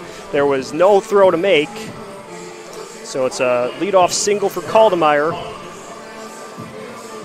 And the batter now, Charlie Hoffman. Hoffman 0 for 2 on the day. Works the runner at first base. Nobody on. He shows bunt. The Wolves will bring the third baseman in. And the fastball, he pulls away. It was inside. Count goes 1-0.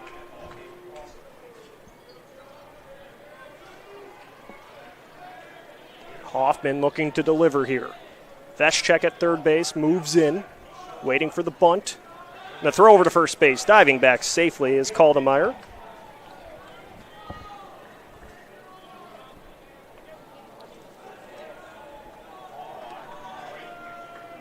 Ball and no strikes with nobody out. He's showing bunt again. He gets a piece of it. It rolls. The third baseman, Veschek, throws over to first base. It's a sacrifice play as Kaldemeyer flies over from first to second. Sacrifice bunt was well defended by the Wolves. The third baseman, Veschek, was in. He throws over to first base, but he did his job, moved the go-ahead runner to second base. And the batter now, Drew Shapker. Hoffman makes his way back to the dugout where he's greeted to applause and high fives from his teammates. Runner now at second base. He's in scoring position. That could be the go-ahead run. Kaldemeyer, 2 stations away from scoring. Drew Shapker walked in the third inning, was erased on a double play. First pitch from Pitcock. Fouled high, back towards the screen. Starts off the count 0-1.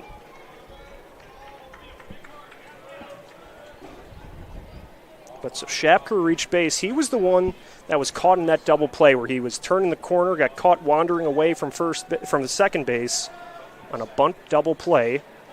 Pitcock gets a fastball just on the inner third of the plate. Makes it an 0-2 count. Good pitch from the righty. No balls, 2 strikes, 1 away. Runner in scoring position at second base. The pitch. Rolled towards third base. Veschek gets there. He throws to first. In time for out number 2. What a play by the Boone Grove third baseman. Veschek had to dive to the right, made a diving stop, stepped up on top of third base, threw to first, kept the runner over at second base. He couldn't advance, so that's a big second out of the inning. Drake Branson, the senior right fielder, bats with 2 away. The go-ahead run at second base after some dazzling defense by the Wolves. Branson was the one that bunted into that double play his last time up, and he jabs one over to second base, scooped up by Wilson. He throws sidearm to first base. He beats him. That'll do it. So the Wildcats threaten to get the leadoff man on base, but he's left stranded at second after some stellar defense by Boone Grove. We head to the top of the 7th inning, all tied up at 1. Stick around, we got a good one here. You're listening to the Class 2025 Class 2A Baseball State Championship on the Region Sports Network, the only game in town. Blythe's Team Sports in Valparaiso is a leader in athletics apparel and equipment sales. With in-house production including screen printing, trophies, embroidery, and more, Blythe's can help you to create the perfect look. For more information, visit them online at teamblythes.com. Blythe's Team Sports in Valparaiso, where the athletes shop. Better Beef of Indiana. Hormone-free, locally raised, and locally processed beef. Better Beef of Indiana is located in Valpo at 2600 Beach Street, where you could buy individual cuts of beef completely raised in Hebron. From single pounds of ground beef to filet mignon, Better Beef of Indiana has it all. Visit their website at betterbeefindiana.com. Follow them on Facebook or call the owner, Kevin, directly at 219-508-5797. Better Beef of Indiana, where quality meets value.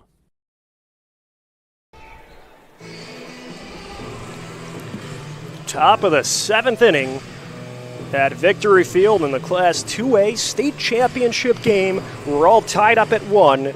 Boone Grove will send Veschek, Truby, and then the top of the order up against Cole Breeden, who worked a quick 1-2-3 inning in his first full inning of work. He's gone an inning and a third with no hits and a strikeout. So the Wolves trying to get a run on the board as we are in the final scheduled inning at play, but the threat of extra innings is looming larger after some really good pitching by Seth Pitcock to end the 6th inning. He mean, think about the magnitude of that situation. The leadoff batter gets a single. He's on base. Sacrifice bunt. They move him over to second base. And then a great diving play at third base by Veschek for out number 2. And another good play at second base by Wilson for the final out. You leave the runner stranded. 3 runners have been left stranded for Mater Dei. And then for Boone Grove, they have left 6 runners on base. 2 innings where they've left 2 runners on. That could be a stat that comes back to hurt you if you do not ultimately win the game. Breeden winds and delivers. Gets a fastball just in against Veschek. He's 0 for 1 with a sacrifice bunt in the second inning. He flew out on what was a good play. And then strike 2 called. It was a good play by Branson, a good catch in his second at-bat. The 0-2 from Breeden. High and away. Count goes to a ball and 2 strikes.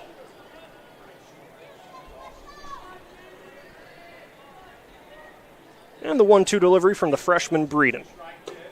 Fastball high. We go 2-2. Top of the 7th inning. Javi Carrera warming up in the bullpen for Boone Grove.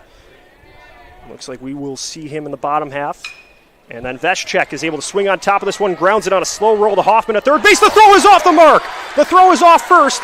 Veschek keeps running for second. It stays in the yard. Veschek ends up in scoring position on second base after what was a soft grounder to third base, was picked up by Hoffman at third. His throw was off the mark. The first baseman had to step into the base path, and it missed. It went towards the Boone Grove dugout, so the error puts Veschek on second base.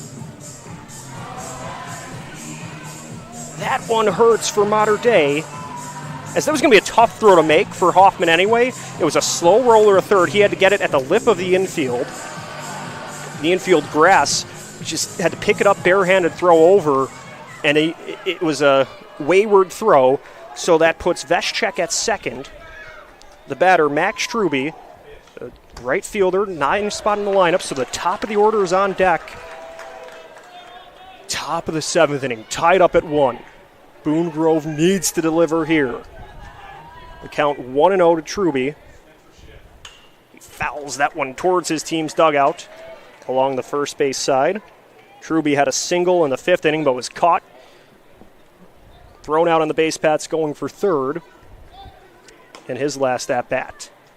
So the count evens up at a ball and a strike. Freshman Breeden steps off the rubber, steps back on now. Veschek, the junior, at second base. 2-step lead for him. The 1-1, he shows bunt, and he misses. And the throw over to second base, not in time. They thought they had Veschek, just missed him as he had a comfortable lead at second, and a good throw down. Was not expecting that one, but he was just able to beat it. The count 1-2 after Truby tried to lay down a bunt, couldn't connect. So after all that, we will focus on the 1-2 pitch from Breeden to Truby. He looks to the runner at second, now goes to the plate. Truby fouls it away high off the screen, just above the Boone Grove dugout.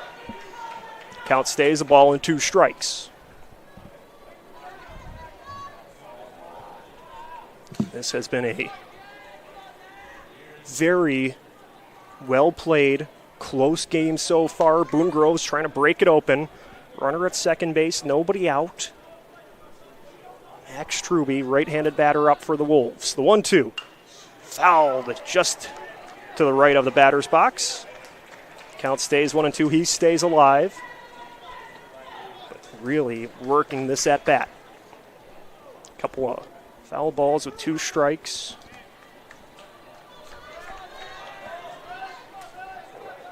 Breeden takes a long pause, looks at the runner at second.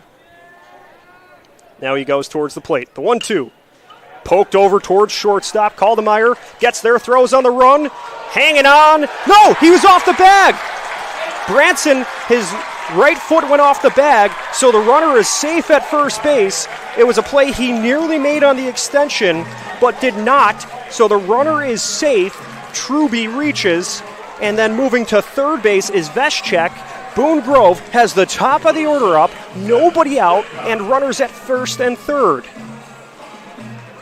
So it was another soft grounder to shortstop where Caldemeyer had to make a bare hand grab, throw over to first base, and the throw just pulled Branson. He had 1 foot on the bag, and he picked it up as he was trying to do the splits and corral it. And so getting there in time was Truby. I believe that would be scored as an error. Veschek moves to third base. Truby's at first. And now Seth Pitcock, the top batter in the lineup for Boone Grove, is up to bat with the potential go-ahead run at third base. The Wildcats bring the infield in, talk it over on the mound. Adam Schiff makes his way back to the dugout.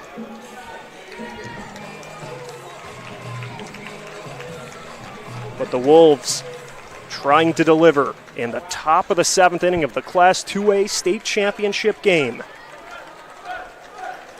In their 3rd state final appearance, they won the state championship in 2018 in their last appearance. Wildcats will bring the infield in. Pitcock singled and scored in the 5th inning. First pitch from Breeden, off-speed delivery, catches the corner of the zone for strike 1. Pitcock 2 for 3 on the day with 2 singles, has scored a run. He's behind 0-1 against the freshman right-hander Cole Breeden. The 0-1. Pitcock rolls it back towards the pitcher. It goes off the mound. They're going to throw to the plate where the runner is safe. He's safe. Veschek beat him by a step to score and give Boone Grove the lead 2-1 on an RBI from Seth Pitcock. Great hustle by Veschek to just beat the throw to the plate. The shortstop Caldemeyer did everything he could. He got it as it bounced on 3 hops to short, threw right to the plate. The catcher Schiff was standing on the plate, but just getting there in time was Danny Veschek to give Boone Grove their first lead of the game in the top of the 7th inning. And even more importantly, everybody else was safe on the play, so Pitcock reaches on the fielder's choice. Moving to second base was Truby. Strike 1 called to Tristan Wilson. So now Boone Grove with a chance to add to this 2-1 lead. We will most likely see Javi Carrera on the mound in the bottom of the inning. But now the Wolves leading for the first time this game. And Wilson hammers this one deep to left field. Going back towards the track. It bounces to the wall on 1 hop. Schiff is trying to track it down. Hustling to the plate is Truby. And Pitcock will score as well. It's a 2 RBI double for Tristan Wilson.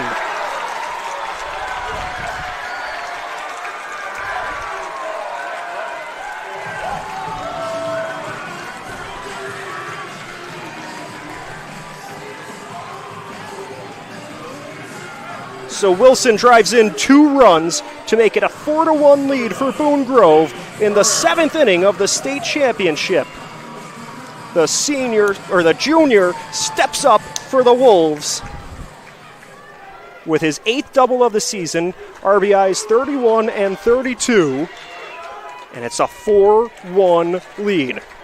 Fastball called strike 1 to Davian Carrera. He has reached base 3 times tonight. He has driven in a run back in the 5th inning. He works with Wilson at second base, and nobody out here in the top of the 7th inning. The 0-1 pitch is high for a ball. Count goes 1-1. So the Wolves have not only taken the lead, but then they've added a couple insurance markers. And the threat is still there. Runner at scoring position with nobody out. The 1-1. And he rolls it through the middle of the infield. It goes to center. Wilson will put the brakes on at third base, but the Wolves continue to swing the bats well. The hit parade continues with runners at the corners, nobody out, and the batter, Javi Carrera. Davian Carrera's at first base. Tristan Wilson's at third. Just a good single from Davian as he's reached base 4 times today. 2 singles, a walk, and he reached on a fielder's choice. So the brothers Carrera playing in their final game for Boone Grove have stepped up. Javi tries to bunt, but it goes off his front foot, so it's called foul. And for the Carreras, they are both committed to play for Indiana next season, but there is MLB draft interest. The future could be up in the air right now, whether they'll be playing in Bloomington or be headed to the minor leagues. But regardless, this is their last time wearing the black and blue of Boone Grove. They're trying to make it a memorable game. So the count 0-1.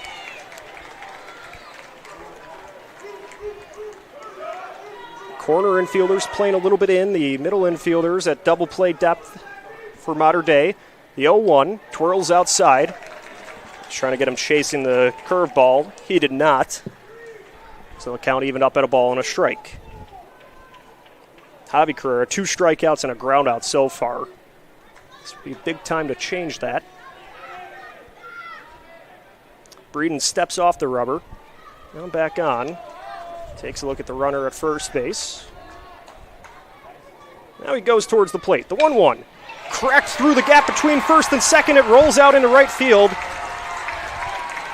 Wilson will score. The Wolves add another one, taking a 5-1 lead in the top of the 7th off of the RBI single from Javi Carrera.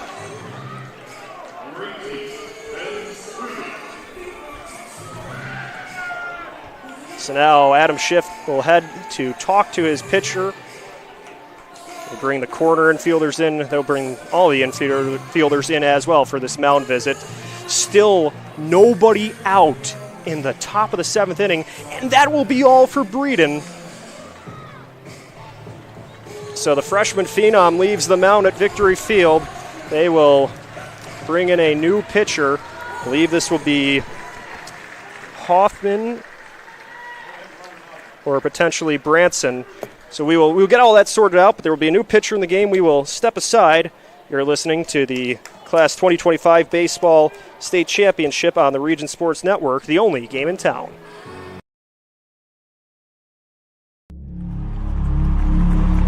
Some see a wrestling match.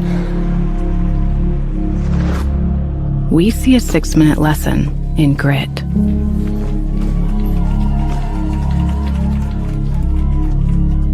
Some see a coach sending a runner home. We see a mentor guiding a student athlete into the future.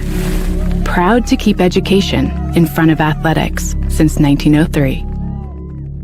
At Strachan Van Til, we believe grocery shopping should be simple. Now, shopping is easier than ever with our new and improved website. Find what you need fast. Browse your favorite products, add them to your cart, and check out in just a few quick steps. Choose between convenient in-store pickup or let us handle the heavy lifting. From our shelves to your doorstep. Skip the lines, shop your way, and spend more time on what matters most. With our rewards program, enjoy incredible savings and personalized offers every time you shop. Shop online now at strachanvantil.com or download our app today.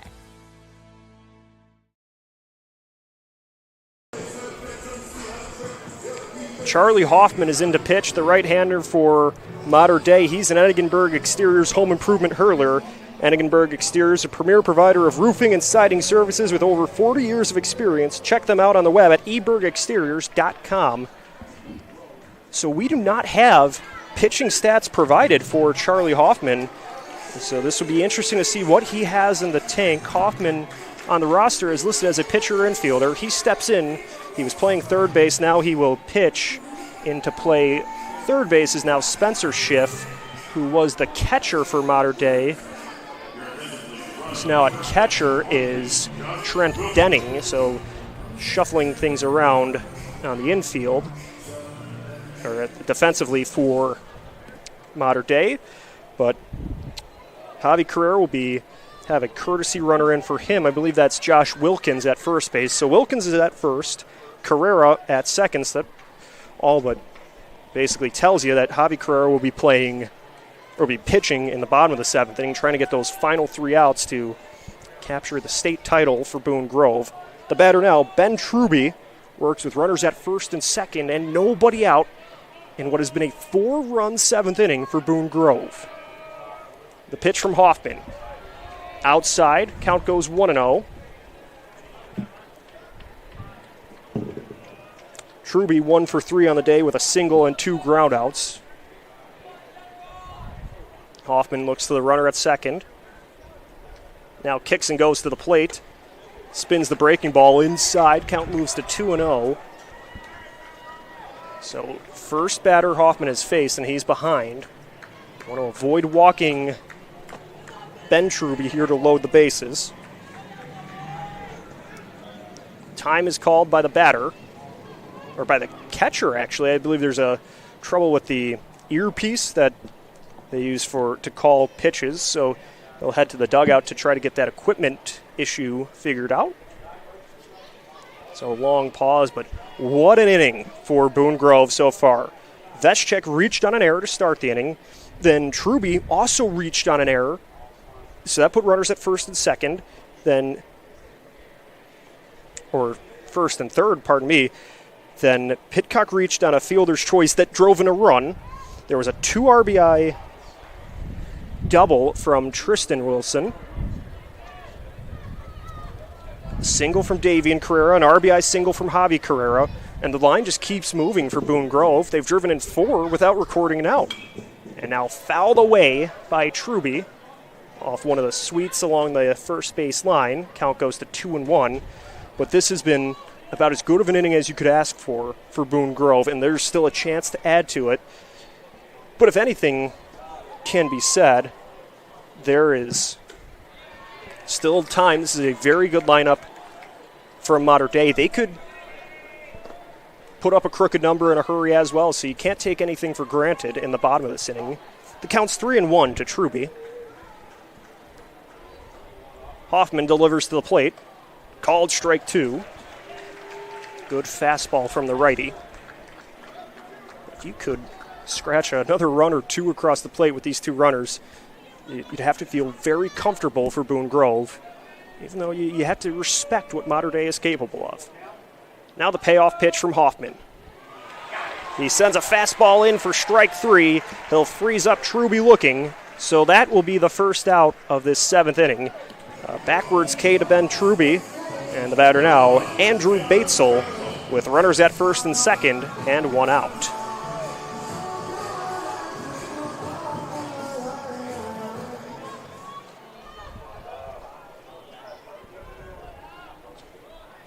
Batesel shows bunt as the first pitch just misses on the outer corner. We go 1-0.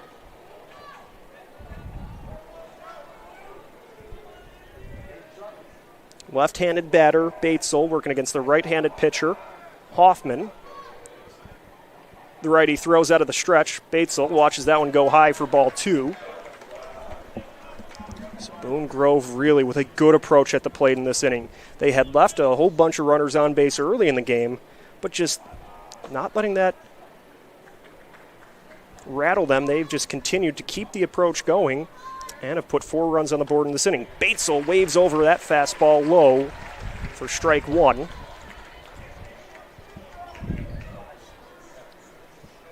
Hoffman trying to get his team's offense back up for the bottom half of this inning. He looks to the runner at second, now towards the plate. The pitch squeaks through the wickets of the catcher, rolls all the way to the backstop. That will allow both runners to advance. Carrera moves from second to third, and then Wilkins from first to second.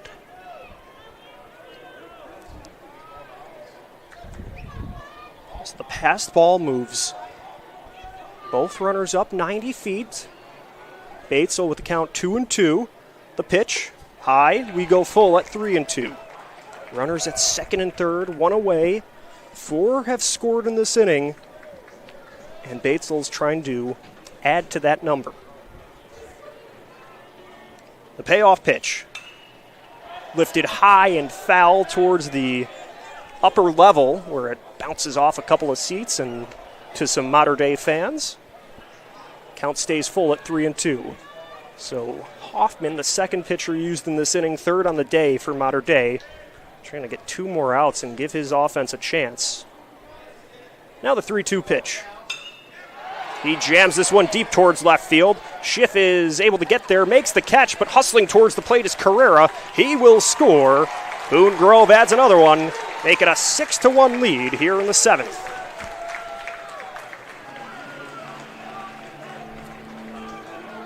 So Batesville does his job with the fly out to left field, drives in Carrera. The Wolves lead the Wildcats 6-1, and the batter now, Caleb Thomas, the 9th batter of the inning for Boone Grove. The freshman right-hander struck out in his last at-bat. He has 2 strikeouts and a flyout on the day. He waves over an off-speed frisbee from Hoffman. So starts off the at-bat, no balls and a strike. Hoffman holds the glove near the belt, kicks and goes towards the plate. Nice movement on the breaking ball, but too much of it to even the count up at 1-1.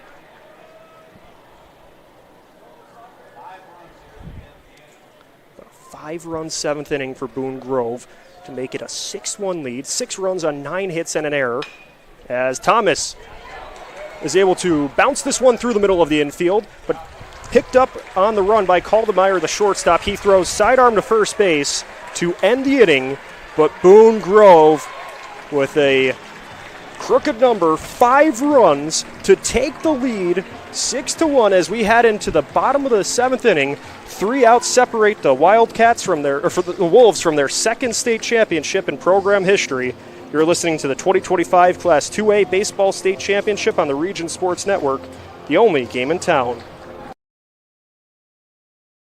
With 40 years of experience serving Indiana, Illinois, and Tennessee, Ennigenberg Exteriors has only had one goal in mind: to achieve excellent customer service. From commercial and residential roofing to siding, window, and door replacement, Ennigenberg Exteriors delivers 110% customer satisfaction from the first hello to the final walkthrough. Visit ennigenberg.com for more information, or give them a call at 219-365-2837. Ennigenberg Exteriors, restoring hope one project at a time.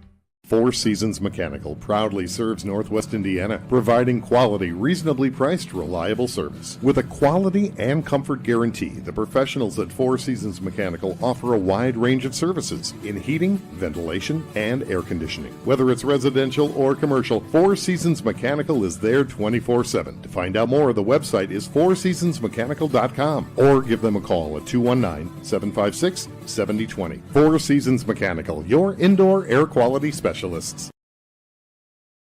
3 outs to go as Boone Grove looks to capture their second state championship in program history.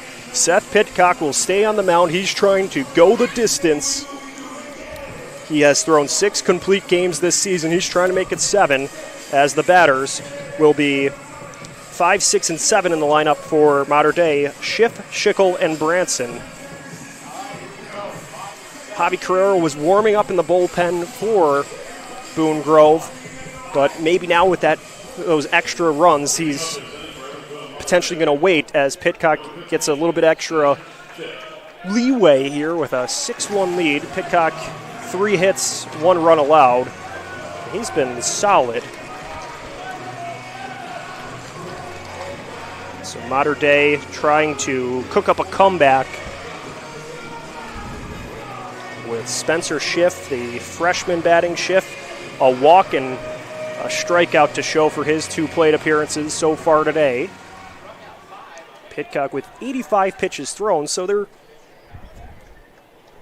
still some gas in the tank potentially for the senior right-hander.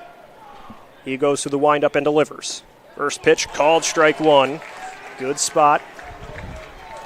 Valparaiso and Evansville North both hanging out along the baselines watching the game. As this one's fouled away by Schiff. Up to the medial level here. You heard a loud thud as it went off one of the metal tables. Zach Sinelli was ready to pounce into action to try to glove that one if it went near us. The 0-2 pitch goes low for a ball. Count goes to 1-2, but Schiff just trying to extend this at-bat, fouled away that pitch. Good take. You don't want to go chasing anything with the game on the line. The 1-2. Good take as the breaking ball twirls outside.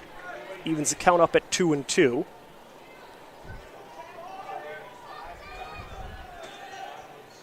Now the wind and the delivery. Fastball low. The catcher, Truby, was trying to get it to the bottom of the zone, trying to help frame it, but the home plate umpire determined that was ball 3, so we go full. And the payoff pitch, poked along the first base line. It's rolling. Carrera waits for it and steps on the base at first for out number 1. It was a slow roller, and he was able to just watch it go along the line, make sure it didn't go foul. He stepped on the bag. So that's the first out. Mater Dei down to 2 outs remaining with Nolan Schickel up to bat. Brunson's on deck. Schickel singled but was thrown out at first base on a good play by Ben Truby. Fastball taken high for ball 1. He also flew out to second base in his first at-bat. The 1-0. Called strike 1. Good fastball from the right-hander.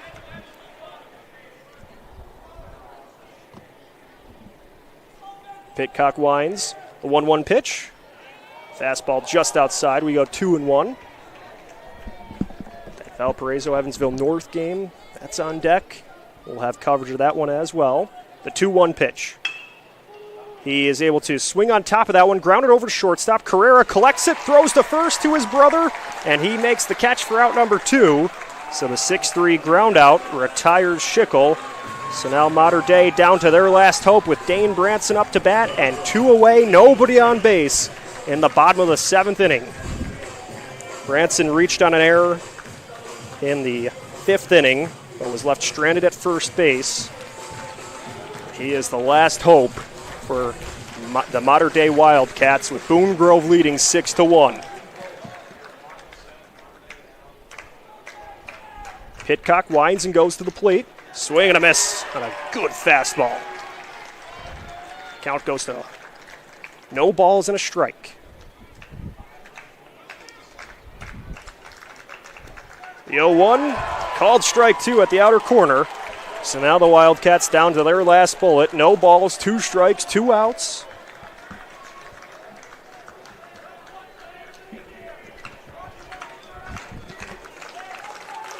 The windup from Pitcock, the pitch.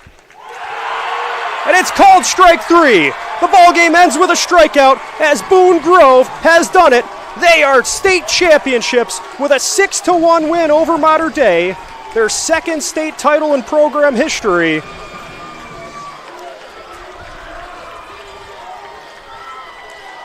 They have brought this crowd at Victory Field to their feet. A complete game from Seth Pitcock ends with a strikeout looking. And these Boone Grove players just piling on top of each other near home plate, celebrating their state championship win in what was a tremendous day for the Wolves. 5 runs in the top of the 7th inning, and then a 1-2-3 frame to end it. Just one of the best pitching performances we've seen all season from Seth Pitcock, holding this Mater Dei team to 3 hits, 6 strikeouts. The Valparaiso commit was spectacular to get the win for Boone Grove, throwing the complete game.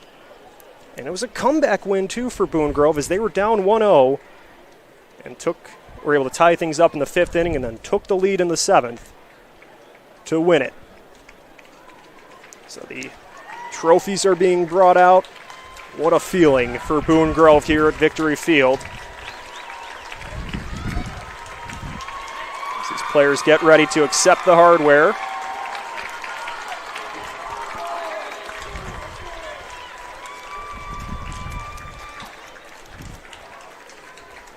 And for Mater Dei in their first state championship appearance since 2014, they will be the runners-up this time. Boone Grove, 2nd state title, both Class 2A titles.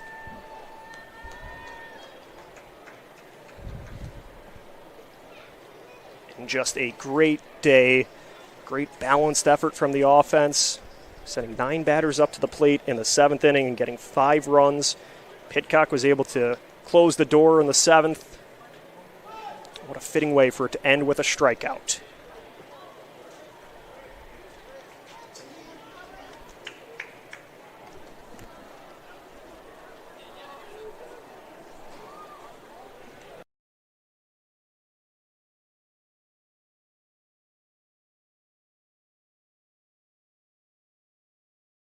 Pregame hardware. Now, keeping things here as Boone Grove, your Class 2A state champions at Victory Field. Claim the Crowell Company's Lantern Man superhero of the game. Crowell Companies have offices open from 9 o'clock to 7 o'clock Monday through Friday and Saturdays till 2 o'clock in Highland, Merrillville, and Michigan City. The business professionals proud to recognize the superheroes on the diamond. The Crowell Company's Lantern Man superhero of the game tonight was, from the Boone Grove Wolves, starting pitcher Seth Pitcock. He went the complete game, 7 innings, 3 hits, 1 run, and struck out 6, including the punch-out to seal the deal. He also reached base twice. He had an RBI. He scored 2 runs, so he was the overall superhero. The Valparaiso commit was outstanding for Boone Grove. It's also time to name our Boilermakers Local 374 Blue Collar Player of the Game, brought to you by Boilermakers Local 374. The Blue Collar Player of the Game tonight was also from Boone Grove. We'll go with the catcher, Ben Truby. He had a single offensively, but defensively was where he really stepped up. He threw out a runner at second base. He was able to pick off a runner at first base. 2 just spectacular defensive plays to eliminate runners from Mater Dei that kept things close. At that point, they were tied. That was just some very good defense by the catcher. Earn while you learn with Boilermakers Local 374. So it's time to name the Ironworkers 395 play of the game, presented by Ironworkers Local 395. Ironworkers Local 395. Find out how you can become an Union Ironworker. Visit ironworkers395.com. There were a lot of very good defensive plays in this one. I think I'm going to go with that bunt ground out double play. It was 1-6-3 in the 4th inning. At that point, Boone Grove was trailing 1-0. There was nobody out in the inning. Drake Branson laid down a bunt with Drew Shapker at first base. It went to the pitcher Pitcock, where he threw a great throw to first base, and the runner Shapker turned the corner at second base after the first out was recorded. They caught him a little too far off the bag, threw over to second, and tagged him out. That 1-6-3 double play took away a chance for Mater Dei to add to their lead and really helped give Boone Grove some extra momentum. So that was tonight's Ironworkers 395 play of the game, presented by Ironworkers Local 395, Union Strong. And so as we wrap things up, I'd like to thank everyone involved with tonight's broadcast, to our management team at Region Sports, Chris Ramirez, Rich Castillo, Zach Miller, and Mike Dewan, to my broadcast crew, doing a great job today, braving the heat and on their 3rd game of their weekend, too. Great job to Zach Miller, Zach Zanelli, and Chris Backus. Excellent job, guys. To the coaches from each side, Sean Riley of Boone Grove and Adam Schiff of Mater Dei. The athletic directors, Josh Russell of Boone Grove and Sam Fleming from Mater Dei. And to the viewers at the IHSAA Champions Network, Facebook, YouTube, regionsports.com. This is Leo Staudaher thanking you for listening to the 2025 Class 2A Baseball State Championship on the Region Sports Network, the only game in town.